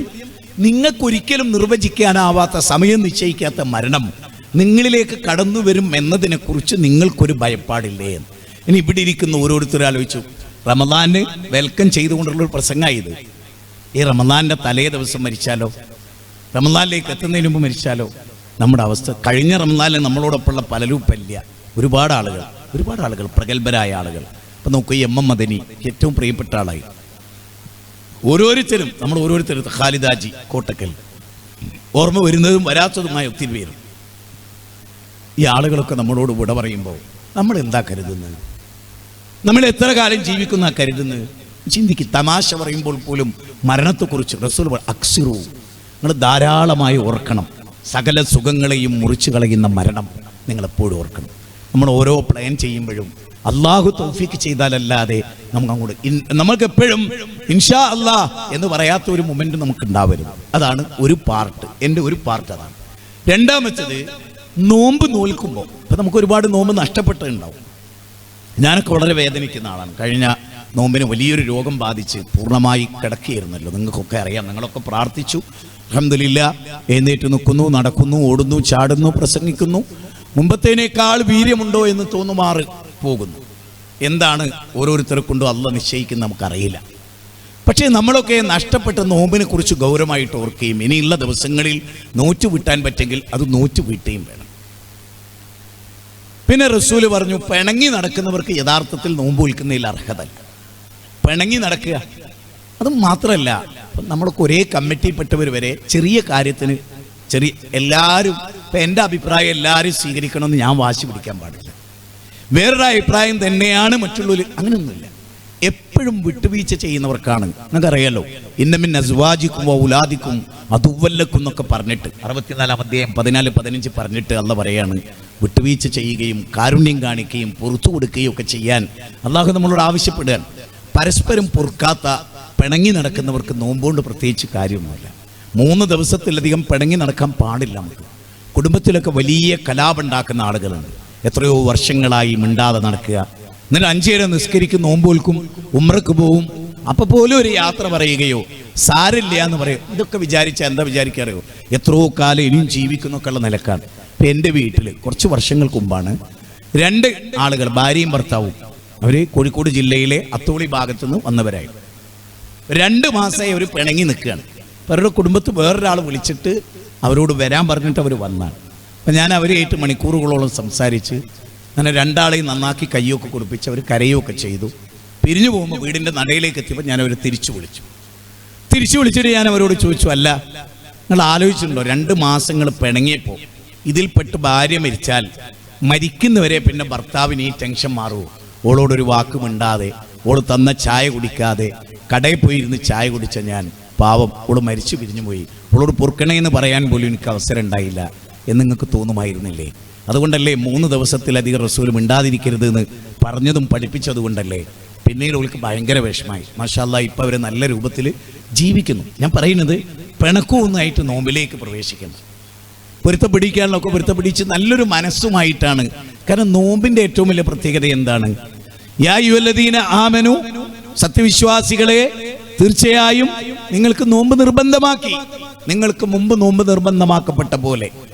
എന്തിനു വേണ്ടിയാണ്? നിങ്ങൾ മുത്തക്കികളാകാൻ വേണ്ടിയാണ്, സൂക്ഷ്മതാബോധമുള്ള ധർമ്മനിഷ്ഠ പാലിക്കുന്ന ധർമ്മ പരിപാലകന്മാരാകാൻ വേണ്ടിയെന്ന്. ധർമ്മം എന്ന് പറഞ്ഞാൽ നീതിബോധം ധർമ്മത്തിന്റെ ഭാഗമാണ്. ഹുവ അഖ്റബു ലിത്തഖ്വ. അപ്പം നീതിബോധം പോലും തഖ്വയാണ്. നമ്മളിപ്പോൾ വെള്ള തുണി എടുക്കുന്നു, നരാണ്ട മുകളിൽ തുണി താടി നീട്ടുന്നു, മീശ വെട്ടുന്നു, ഇത് മാത്രമല്ല തഖ്വ. അതൊക്കെ തഖ്വയാണ്. അതൊക്കെ തഖ്വയുടെ ഭാഗം. ജീവിതത്തിലുടനീളം കാത്തു സൂക്ഷിക്കുന്നത്, അള്ളാഹ് ഹലാലാക്കിയത് ഹലാലും അള്ളാഹ് ഹറാമാക്കിയത് പലിശയായിട്ടൊന്നും ഒരിക്കലും ബന്ധപ്പെടരുത്. ഞാൻ ചില സുഹൃത്തുക്കളെയൊക്കെ കണ്ടിട്ടുണ്ട്, ജീവിതത്തിൽ മുച്ചൂടും പലിശയുമായി ബന്ധപ്പെട്ടവർ. കുട്ടിക്കാലത്ത് മദ്രസ പഠിച്ചിട്ടുണ്ട് പലിശ ഹറാമാണ്, എന്നിട്ടും പടച്ചോനെ പേടിക്കാതെ പലിശയിലായിട്ട് പിശാച് ബാധയേറ്റ് മറിഞ്ഞു വീണവരൊപ്പം മറിഞ്ഞു വീഴുക. എത്ര തന്നെ കൈ കിട്ടിയാലും സ്വരൂപിക്കാനാവാത്ത എത്ര ലക്ഷങ്ങൾ വന്നാലും അന്ന് കൊടുക്കാനുണ്ടാവും. അത് കംപ്ലീറ്റ് കൊടുത്തിട്ട് കാലിയായി ഒരു മുട്ട കൊടുത്തിട്ട് മക്കൾക്ക് ഒരു ചോക്ലേറ്റ് പോലും വാങ്ങാനാകാത്ത പിതാക്കന്മാർ. സൂറത്ത് ബഖറ 2-ാം അധ്യായം 278 പലിശ ഹറാമാക്കി എന്ന് പറഞ്ഞപ്പോൾ അബ്ബാസ് ബിൻ അബ്ദുൽ മുത്തലിബ് എഴുന്നേറ്റെന്നും പറയുന്ന ഒരു വാചകമുണ്ട്. അബ്ബാസ് ബിൻ അബ്ദുൽ മുത്തലിബ് ചോദിക്കുന്നുണ്ട്, മോനെ അല്ല പലിശ ഹറാമാക്കിയോന്ന്? അതേളാപ്പ അല്ല പലിശ ഹറാമാക്കി. നിന്റെ മുതലെനിക്ക് വാങ്ങിക്കൂടെ? ലക്ഷക്കണക്കിന് പലിശ കിട്ടാനുള്ള ആളായിരുന്നു അബ്ബാസ് ബിൻ അബ്ദുൽ മുത്തലിബ്. പലിശയുമായി ഞാൻ ഇവിടെ ഇരിക്കുന്ന സ്ത്രീകളോട് ചിലപ്പം ഭർത്താവ് പറയടി, എൻ്റെ 5 പവൻ സ്വർണം കൊണ്ട് ഞാൻ പണയപ്പെടുത്തി പൈസ വാങ്ങാൻ. അപ്പോൾ ഞാൻ വിൽക്കാന്ന് പറഞ്ഞാൽ ഭാര്യ പറയാൻ തരും, വിൽക്കാനൊന്നും ഞാൻ തരില്ല, വേണമെങ്കിൽ പണയപ്പെടുത്തിക്കോളേ. ശരിക്കും നിങ്ങൾ ഭർത്താവിന് കുരുതി കൊടുക്കുക ചെയ്യും. ശരിക്കും നിങ്ങൾ പണയപ്പെടുത്തിക്കോളി എന്ന് പറയുമ്പോൾ നമ്മൾ പറയുന്ന വേറൊരർത്ഥം എന്താ അറിയോ? നിങ്ങളെ ഉമ്മാനെ നിക്കാഹ് കഴിച്ചോളിയെന്ന്. കാരണം പലിശയുടെ ഏറ്റവും ചെറിയ തോത് സ്വന്തം ഉമ്മാനെ നിക്കാഹ് കഴിക്കുന്നതിന് തുല്യമാണ്. പലിശയുമായി ഒരിക്കലും ബന്ധപ്പെടാതിരിക്കാൻ ശ്രമിക്കുക. പലിശക്ക് വാങ്ങി പൈസ വാങ്ങി വീട് വെക്കുക ചെയ്യരുത്. ഒരു ചെറ്റക്കുടിൽ കിടന്നാലും ഒരു പ്രശ്നമില്ല. കോടിക്കണക്കായ മനുഷ്യർ പീഡികത്തിണ്ടയിൽ കിടന്നുറങ്ങുന്നുണ്ട്. ഒരു കട അടയ്ക്കാൻ കാത്തുനിന്നിട്ട് അടച്ചു പോകുമ്പോൾ അവിടെ തുണി വിരിച്ച് കിടക്കുന്ന ആളുകളുണ്ട്. പലിശല്ല, ഹറാമില്ല, ഒന്നുമില്ല. ആരുടെയും കയ്യോ ഇതൊക്കെ എന്തേ കിട്ടിയാത്തൊന്നും. അവരൊക്കെ എത്ര സുരക്ഷിതരാണ് ഒരർത്ഥത്തിൽ.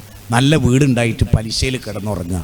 എന്നിട്ട് വല്ലാഹു യതവഫൽ അൻഫുസ ഹീന മൗതിഹാ വല്ലത്തി ലം തമുത് ഫീ മനാമിഹാ 39-ാം അധ്യായം 42-ാമത്തെ വചനം.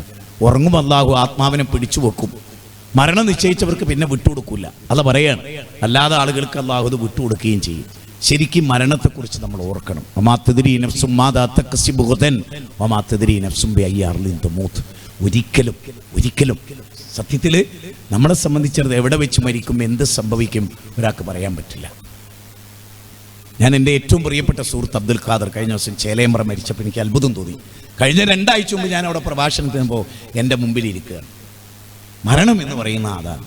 അതുകൊണ്ട് നമ്മളാരും അഹങ്കരിച്ച് ദുരഭിമാനികളായി നമ്മളാരും നടക്കരുത്. ഖബറിലേക്കുള്ള യാത്രയിൽ നമുക്ക് മുതൽക്കൂട്ടാകുന്ന ചില കാര്യങ്ങളുണ്ട്. അതോടൊപ്പം ചേർത്ത് പറയേണ്ടത്, നോമ്പ് വന്നാൽ പിന്നെ നമ്മൾ എന്താ പറയുക, കവാടങ്ങളൊക്കെ കൊട്ടിയടക്കപ്പെട്ട്, നരകത്തിൻ്റെ കവാടങ്ങളൊക്കെ കൊട്ടിയടക്കപ്പെട്ട് അവിടെ ഒരു നോമ്പുകാരന് 2 നിലക്കുള്ള സന്തോഷങ്ങളാണ്. ഒന്ന് നോമ്പ് തുറക്കുമുള്ള സന്തോഷമാണ്, ഒന്ന് അള്ളാനെ കണ്ടുമുട്ടുമുള്ള സന്തോഷമാണ്. നമുക്കൊക്കെ ദുആ ചെയ്യാനുള്ളത്, പടച്ചോനെ നോമ്പിലേക്ക് ഞങ്ങളെ എത്തിക്കുകയും നോമ്പിൻ്റെ എല്ലാ പുണ്യവും ഞങ്ങൾ നേടുകയും ലൈലത്തുൽ ഖദർ നേടി 10-12 കൊല്ലക്കാലത്തെ ഇബാദത്തുകൾ ചെയ്ത് 1000 മാസങ്ങളേക്കാൾ പുണ്യം നേടി എല്ലാം പൊറുക്കപ്പെട്ടു. ഫൗലായിക യുബദ്ദിലുല്ലാഹു സയ്യിആതിഹിം ഹസനാത്ത് വകാനല്ലാഹു ഗഫൂറർ റഹീമ. സൂറത്ത് ഫുർഖാനിലെ 68 മുതലുള്ള വചനമാണ്. 70-71 വചനങ്ങൾ പറയാൻ. എല്ലാ പാപങ്ങളും മായ്ച്ചു കളഞ്ഞ് പുണ്യങ്ങൾ നേടുന്നൊരു കാലഘട്ടമാണ്. അതുകൊണ്ടാണ് അള്ളാഹുവിൻ്റെ റസൂല് പറഞ്ഞത്, യഥാർത്ഥത്തിൽ ഈമാനൻ വഹ്തിസാബൻ ഗഫിറ ലഹു മാ തഖദ്ദമ മിൻ ദംബി. ഈമാനോടുകൂടി പ്രതിഫലേച്ചോടുകൂടി ഒരാൾ നിന്ന് നമസ്കരിച്ചാൽ, അതാണ് നിന്ന് നമസ്കാരത്തിൻ്റെ കാലം. ഇതൊക്കെ വരാൻ പോവുകയാണ്. ഖുർആൻ പാരായണത്തിൻ്റെ കാലം, ദിക്റുകളുടെ കാലം, അനേക ഖുർആൻ വിഷയങ്ങളുടെ കാലം, പഠനങ്ങളുടെ കാലം, മനനങ്ങളുടെ കാലം, ഖുർആൻ പഠനത്തിൻ്റെ കാലം, അതുപോലെയുള്ള ഉംറയുടെ കാലഘട്ടം, ഇബാദത്തുകളുടെ കാലഘട്ടം, എന്തൊക്കെ രാത്രിയുടെ നമസ്കാരങ്ങളുടെ കാലഘട്ടം അല്ലേ, അതുപോലെ തന്നെ ലൈലത്തുൽ ഖദറിൻ്റെ എഴുത്തിക്കാപ്പിൻ്റെ കാലഘട്ടം. അങ്ങനെ എന്തെല്ലാം നന്മകളാണ് നമ്മുടെ ജീവിതത്തിലേക്ക് വന്നു ചേരാനുള്ളത് എന്നാലോചിച്ചുണ്ടോ? ചില ആളുകളെങ്കിലും നോമ്പൊക്കെയാണല്ലോ വരുന്നത്, എങ്ങനെയാണ് പടച്ചോനെ മൊബൈലിൽ തോണ്ടുക എന്ന് വിചാരിച്ചിട്ടൊക്കെ അങ്ങ് ജീവിക്കുന്നത്. എങ്ങനെങ്കിലും ഇതൊന്ന് കഴിഞ്ഞു കിട്ടിയാൽ മതിയായിരുന്നു എന്നൊക്കെ വിചാരിക്കുക. അങ്ങനെയല്ല സ്വീകരിക്കേണ്ടത്. തികഞ്ഞ മനസ്സോടെ പൂർണ്ണ സംതൃപ്തിയോടെ നോമ്പിനെ വരവേൽക്കാനും അതേപോലെ സകല പുണ്യങ്ങളും നേടാനും ആ ഒരൊറ്റ നോമ്പിലൂടെ അല്ലേ. റസൂൽ പറയുന്നുണ്ട്, നോമ്പ് വന്നു പട്ടിണിയൊക്കെ കിടന്നു കൂലിയൊന്നും ഉണ്ടായില്ല അല്ലേ, നാവിനെ സൂക്ഷിക്കാനും അതേപോലെ ഗുഹ്യാവയവങ്ങളെ സൂക്ഷിക്കാനും കണ്ണിനെ സൂക്ഷിക്കാനും നടത്തത്തെ സൂക്ഷിക്കാനും കൈകൾ കൊണ്ടുള്ള പിടുത്തത്തെ സൂക്ഷിക്കാനും എന്ന് വേണ്ട ഹറാമ് ജീവിതത്തിൽ ഇതിലൂടെയൊക്കെ കടന്നു വരുന്നോ അതൊക്കെ ശരിക്കും തിൽക്കദ്ദാറുൽ ആഖിറത്തു നജ്അലുഹാ ലില്ലദീന ലാ യുരീദൂന ഉലുവൻ ഫിൽ അർളി വലാ ഫസാദ. ഭൂമിയിൽ കുഴപ്പമുണ്ടാക്കാത്ത, അഹങ്കാരം നടിക്കാത്ത അങ്ങനെയുള്ള ആളുകൾക്കുള്ളതാണ് പരലോകം. 28-ാം അധ്യായം സൂറത്ത് ഖസസിലെ 83-ാമത്തെ വചനമാണ്. അപ്പോൾ സ്വർഗം ആർക്കുള്ളതാണ്? യാതൊരു താൻപോരിമയുമില്ലാത്ത, അഹങ്കാരമില്ലാത്ത, വിനയാന്വിതരായ, ദുരഭിമാനമില്ലാത്ത മനുഷ്യർക്കുള്ളതാണ്. അടുത്ത മേഖല സക്കാത്തുമായി ബന്ധപ്പെട്ടതാണ്. സക്കാത്ത് റമദാനിൽ മാത്രം ടൈം കണക്കാക്കി കൊടുക്കുന്നവരുണ്ട്. സക്കാത്ത് നമുക്കറിയാം എന്ന് തുടങ്ങിയോ അതിൻ്റെ നിസാബൊക്കുമ്പോൾ നമ്മൾ കൊടുക്കേണ്ടതാണ്. 1.5 പവൻ സ്വർണ്ണാഭരണം ഉണ്ടായാൽ പോലും കൊടുത്ത് ശുദ്ധീകരിച്ചോ എന്ന് റസൂൽ ചോദിക്കുന്ന ഹദീസുകളൊക്കെ ഉണ്ട്. നമുക്കറിയാം ചില വിദ്വാൻമാരൊക്കെ എന്തോ ഒരുപക്ഷെ അയാളുടെ ഭാര്യയ്ക്ക് എവിടെ നിന്നൊക്കെയോ ചിലപ്പോൾ പ്രസംഗിച്ച് കിട്ടിയ പൈസ കൊണ്ടൊക്കെ 100 പവനൊക്കെ വാങ്ങിയിട്ടുണ്ടാവും. അവളോട് ആരെങ്കിലും സക്കാത്ത് കൊടുക്കാനും പറഞ്ഞിട്ടുണ്ടാവും. അതുകൊണ്ടാണ് 100 പവൻ ഉണ്ടായാലും 200 പവൻ ഉണ്ടായാലും അണിയാന്നുള്ള നിയ്യത്തുണ്ടെങ്കിൽ സക്കാത്ത് കൊടുക്കേണ്ടതില്ല. അങ്ങനെയാണെങ്കിൽ 2 ലക്ഷം കോടി സ്വർണ്ണം ഉണ്ടെങ്കിലും അണിയാന്ന് നിയ്യത്ത് വെച്ചാൽ മതിയല്ലോ. പിന്നെ ഖിയാമത്ത് നാൾ വരെ ഒന്നും കൊടുക്കേണ്ടതില്ല. അങ്ങനെയുള്ള ചില ആളുകൾ പേരിൻ്റെ കൂടെ ഹക്ക് ഉണ്ടാവും, പക്ഷേ ജീവിതത്തിൽ ഒരിക്കലും ഹക്കിട്ടുണ്ടാകുകയില്ല. അങ്ങനത്തെ കുറച്ച് മനുഷ്യന്മാർ ഓലെ ശരിക്കും പറഞ്ഞ് അൽ ഉലമാഉഹു ശർറു മൻ തഹ്ത അദീമിസ് സമാ എന്നാണ്. ആകാശത്തിൻ്റെ ചുവട്ടിലെ ഏറ്റവും നികൃഷ്ടന്മാരായി പോകുന്ന ചില പണ്ഡിതന്മാരായിരിക്കും. ആ ഒരു അവസ്ഥയിലൂടെയൊക്കെയാണ് നമ്മൾ കടന്നു പോകുന്നത്. അപ്പം നമ്മളിങ്ങനെ അല്ലാത്ത വാസറത്തും വിസ്ര ഉഖ്റ, ഒരാളുടെ പാപഭാരോ ഒരാളെ ചുമക്കാത്ത ഒരു ദിവസം. പിന്നെ റമദാൻ എന്നൊക്കെ പറയുന്നത് നരകത്തു നിന്നുള്ളൊരു മോചനം തന്നെയാണ്. ഒരു കാരക്ക അല്ലേ, ചെറിയൊരു കാരക്കയുടെ കീറുകൊണ്ടെങ്കിലും നരകത്തു നിന്ന് രക്ഷപ്പെടാൻ. അപ്പം സദക്ക അധികരിപ്പിക്കുന്ന കാലം, പുണ്യങ്ങൾ അധികരിപ്പിക്കുന്ന കാലം, ദിക്റുകൾ അധികരിപ്പിക്കുന്ന കാലം. അപ്പം നോമ്പിന് എന്തൊക്കെ തന്നെ ആണെങ്കിലും നോമ്പിന് ഭയങ്കര ഒരു ബർക്കത്താണ്. പട്ടിണിയൊന്നും ഉണ്ടാവില്ല, ഒരു ജോലിയില്ലെങ്കിലും അള്ളാഹു വല്ലാത്തൊരു നിയമത്ത് ചുരിയുന്ന കാലഘട്ടമാണ്. അതുകൊണ്ട് എനിക്ക് മറ്റൊരു കാര്യവും കൂടെ അതിലൂടെ സൂചിപ്പിക്കാനുള്ളത്, മക്കളെ നമ്മുടെ കൂടെ നിർത്താനും മക്കളുടെ കൂടെ എപ്പോഴും നിൽക്കാനും നമുക്ക് കഴിയണം. മക്കളുടെ കൂടെ ഇങ്ങനെ നിന്നു കൊടുക്കാൻ കഴിയണം. 25,000 കിലോമീറ്റർ ഒരു കുഞ്ഞിൻ്റെ കൂടെ, ഭാര്യയുടെ കൂടെ നടന്ന ആളാണ് ഇബ്രാഹിം നബി അലൈഹി സ്വലാത്തു വസ്സലാം. മക്കളുടെ കൂടെ ഇങ്ങനെ നിരന്തരമായി നിന്ന് ലുഖ്മാനുൽ ഹക്കീമൊക്കെ നമ്മൾ വായിക്കുമ്പോൾ ആ പിതാവ് മകനെ ഉപദേശിക്കുന്ന ഉപദേശങ്ങളൊക്കെ കേൾക്കുമ്പോൾ നമ്മൾ നമ്മുടെ മക്കളുടെ കൂടെ ജീവിക്കാൻ, അവരുടെ കൂടെ ടൂർ പോകാൻ, അവരുടെ കൂടെ യാത്ര പോകാൻ, അവർക്ക് എപ്പോഴെങ്കിലും ഒരു ആഗ്രഹം ഉണ്ടെങ്കിൽ അവരുടെ കൂടെ ടെക്സ്റ്റൈൽസ് പോകാൻ, അവരുടെ കൂടെ ഒരു നല്ല ഹോട്ടലിൽ പോയി നല്ലൊരു ഭക്ഷണം കഴിക്കണം അവർക്ക് തോന്നിയാൽ തോന്നാൻ, ഒരു കൂൾബാറിൽ കയറി ഒരു ഐസ്ക്രീം കഴിക്കണം അവർക്ക് തോന്നിയവർ, അങ്ങനെ മക്കളുടെ കൂടെ നിൽക്കാൻ ബാപ്പാക്കും ഉമ്മാക്കും കഴിയണം. കൂട്ടുകാരുടെ കൂടെ അവർ ചെലവഴിക്കുന്നതിനേക്കാൾ കൂടുതൽ ഉപ്പാൻ്റെയും ഉമ്മാൻ്റെയും കൂടെ നിൽക്കാനായിരിക്കണം അവർക്ക് ഏറ്റവും കൂടുതൽ. മക്കൾ അങ്ങനെ പഠിപ്പിച്ചാൽ വലിയ രസമാണ്. ബാപ്പുള്ളത് ഏറ്റവും സന്തോഷമുള്ള, ബാപ്പില്ലാത്ത സമയം അവർക്ക് ദുഃഖം തോന്നുന്ന മക്കൾ ചോദിക്കണം, ബാപ്പി എപ്പോഴാണ് വരുന്നത്, എന്താണ് ബാപ്പി നിങ്ങളിങ്ങനെ എന്ന് ചോദിക്കുന്ന ബാപ്പാനെ കാണുന്നതിൽ സന്തോഷം, മക്കളെ കാണുന്നതിൽ സന്തോഷം. അതൊന്നും ഇന്നത്തെ ഒരു സമൂഹത്തിന് ഇല്ലാതെ പോകുന്നൊരു ഘട്ടത്തിലാണ് നമ്മൾ ജീവിക്കുന്നത്. അതുകൊണ്ട് എനിക്ക് നിങ്ങളോട് സൂചിപ്പിക്കാനുള്ളത് ഇത്രയേ ഉള്ളൂ. നമ്മുടെ പരപ്പനങ്ങാടിയിൽ മാഷാ അല്ലാഹ് ഒരുപാട് ദീനീ ദഅവത്തുകൾ നടക്കുന്നുണ്ട്. ഇനിയും ഒരുപാട് കാര്യങ്ങൾ നടക്കുന്നുണ്ട്. നമ്മുടെ സെൻറ്ററൊക്കെ വരേണ്ട ഒരു അവസ്ഥ ഇവിടെ ഉണ്ട്. നിങ്ങൾക്കറിയാം, ഇതൊക്കെ നോക്കിയാൽ ഇപ്പം ഇവിടെ നമുക്കൊരു വളരെ നിങ്ങളുടെ മനസ്സിലുണ്ടായാൽ മതി, ഇത് നമുക്ക് വേഗത്തിൽ ഉയരണം. അടുത്തൊരു റമദാൻ ആകുമ്പോഴേക്ക് നമ്മുടെ സെൻറ്ററും അതുപോലെ നമുക്കൊരു മസ്ജിദ് ഉണ്ടെങ്കിൽ അതും എല്ലാം പൂർത്തിയാകുന്നൊരവസ്ഥ ഇവിടെ വരണം. അപ്പം നമുക്കൊക്കെ വീടുണ്ട്, നമുക്കൊക്കെ കാറുണ്ട്, നമുക്കൊക്കെ ഒരുപാട് സംവിധാനങ്ങളുണ്ട്. നമ്മുടെ ഒരു ആഹാരത്തിന് വേണ്ടി ചെയ്യുന്നത്, നമ്മുടെ വീടിന് നമ്മൾ ഇത്രയൊക്കെ പൈസ മുടക്കുമ്പോൾ ഒരു 2 ലക്ഷം വീതം എല്ലാവരും എടുത്താൽ എന്തെല്ലാം പദ്ധതികളോട് വിജയിക്കുമെന്ന് നിങ്ങൾ ആലോചിച്ച് നോക്ക്. നമ്മുടെ സെൻറ്ററും നമ്മുടെ ആസ്ഥാനമൊക്കെ ഇവിടെ വരില്ലേ? അപ്പോൾ മനസ്സറിഞ്ഞ എല്ലാവരും അതിനുവേണ്ടി പ്രവർത്തിക്കുക. ഞാൻ ഒന്നുകൂടി എൻ്റെ വിഷയത്തെ ബ്രീഫാക്കുന്നു. സ്വന്തം ജീവിതത്തെക്കുറിച്ച് ചിന്തിക്കുകയും നമ്മുടെ ഒരാളുടെ പാപഭാരവും മറ്റൊരാൾ എടുക്കുകയില്ലെന്നും വനുഖ്രിജു ലഹു യൗമൽ ഖിയാമത്തി കിതാബൻ യൽഖാഹു മൻഷൂറ 10-ാം അധ്യായം 13 പറയുന്ന ഒരു അല്ലെങ്കിൽ നിവർത്തി വെക്കപ്പെട്ടൊരു ഗ്രന്ഥം നമ്മുടെ കയ്യിൽ വായിക്കാൻ തരും. എന്നിട്ട് നിങ്ങളിനെ വായിക്കും. നിങ്ങളുടെ ജീവിതം ഫുള്ള് ഇതിൽ രേഖപ്പെടുത്തിയിട്ടുണ്ട്, ചെറുതും വലുതും. മാലിഹാദൽ കിതാബ് ലാ യുഗാദിറു സഗീറത്തുൻ വലാ കബീറ 18-ാം അധ്യായം 49-ാമത്തെ വചനാണ്. എന്തോ ഒരു കിതാബ് അവിടച്ചോനേത്. അതുകൊണ്ട് പാപം ചെയ്യാതിരിക്കാൻ പരമാവധി ശ്രദ്ധിക്കുക, വാക്കുകൾ പാലിക്കാൻ ശ്രദ്ധിക്കുക, ജീവിതത്തിൽ എല്ലാവരെയായിട്ടും നല്ല നിലക്ക് പെരുമാറുക, കഷ്ടപ്പെടുന്നവരുടെ കണ്ണീരൊപ്പാൻ പരിശ്രമിക്കുക, കൂടുതൽ കൂടുതൽ ഖുർആൻ വചനം പഠിക്കുക. ഓരോ ദിനം പിറക്കുമ്പോഴും ഒരു 3 ആയത്ത് മനപ്പാടമുള്ള സമൂഹമായി മാറുക, ഒരു ഹദീസെങ്കിലും മനപ്പാടാക്കാൻ ശ്രമിക്കുക. ഒരു സച്ചരിതരായ സഹാബത്തിൻ്റെ ഒരു ചരിത്രം, ഒരു താബിഈൻ്റെ ചരിത്രം, ഇതൊക്കെ ക്രോഡീകരിക്കപ്പെട്ടിട്ടുണ്ട്. സത്യം അൽ ഫളായിലെ സഹാബ എന്ന് പറയുന്ന മഹാനായ ഇമാം അഹ്മദ് ബിൻ ഹംബലിൻ്റെ 2000-ഓളം ഹദീസുകളുടെ അകമ്പടിയോടുകൂടി എഴുതപ്പെട്ടിട്ടുള്ള അല്ലെങ്കിൽ ചരിത്രത്തെ എഴുതപ്പെട്ടിട്ടുള്ള വലിയ ഗ്രന്ഥങ്ങൾ, ഇതൊക്കെ വായിക്കാൻ അബ്ദുൽ ജബ്ബാർ അബ്ദുള്ളയൊക്കെ സഹാബത്തിൻ്റെ, സച്ചരിതരുടെ, സഹാബിമാരുടെ, ഖുർആനിലെ സഹാബിമാരെന്നൊക്കെ പറഞ്ഞ് ഒരുപാട് പുസ്തകങ്ങളുണ്ട്. ഇതൊക്കെ ഒന്ന് വാങ്ങി വായിക്കാനും പഠിക്കാനും നമ്മൾ സന്നദ്ധരാവുക. ഓർക്കണം, മരണം ഏത് നിമിഷവും നമ്മളോട് വന്നു ചേരാനുള്ളതാണ്. അത് വന്നു ചേരുമെന്ന കൃത്യമായ ബോധവും നമുക്ക് ഓരോരുത്തർക്കും ഉണ്ടാകണം. ആ ബോധമില്ലെങ്കിൽ നമുക്ക് നഷ്ടമാണ്. മറ്റുള്ളവരൊക്കെ എങ്ങനെ ജീവിക്കുന്നു അതിനേക്കാളൊക്കെ ഉപരി ഹാസിബു, നമ്മൾ സ്വയം ഒന്ന് വിചാരണ ചെയ്യുകയും നമ്മുടെ ജീവിതത്തെ മൊത്തത്തിൽ വിചാരണ ചെയ്യുകയും നമ്മുടെ മക്കളുടെ ദീനിനെ കുറിച്ചൊക്കെ ഒന്ന് ആലോചിക്കുകയും സ്ത്രീകൾ അവരുടെ വേഷവിധാനത്തെക്കുറിച്ച് ചിന്തിക്കുകയും മുഖത്ത് പുട്ടിയിടുന്നതും ചുണ്ടിൽ ചായം തേക്കുന്നതും ഒക്കെ വലിയ ഹറാമുകളാണ്.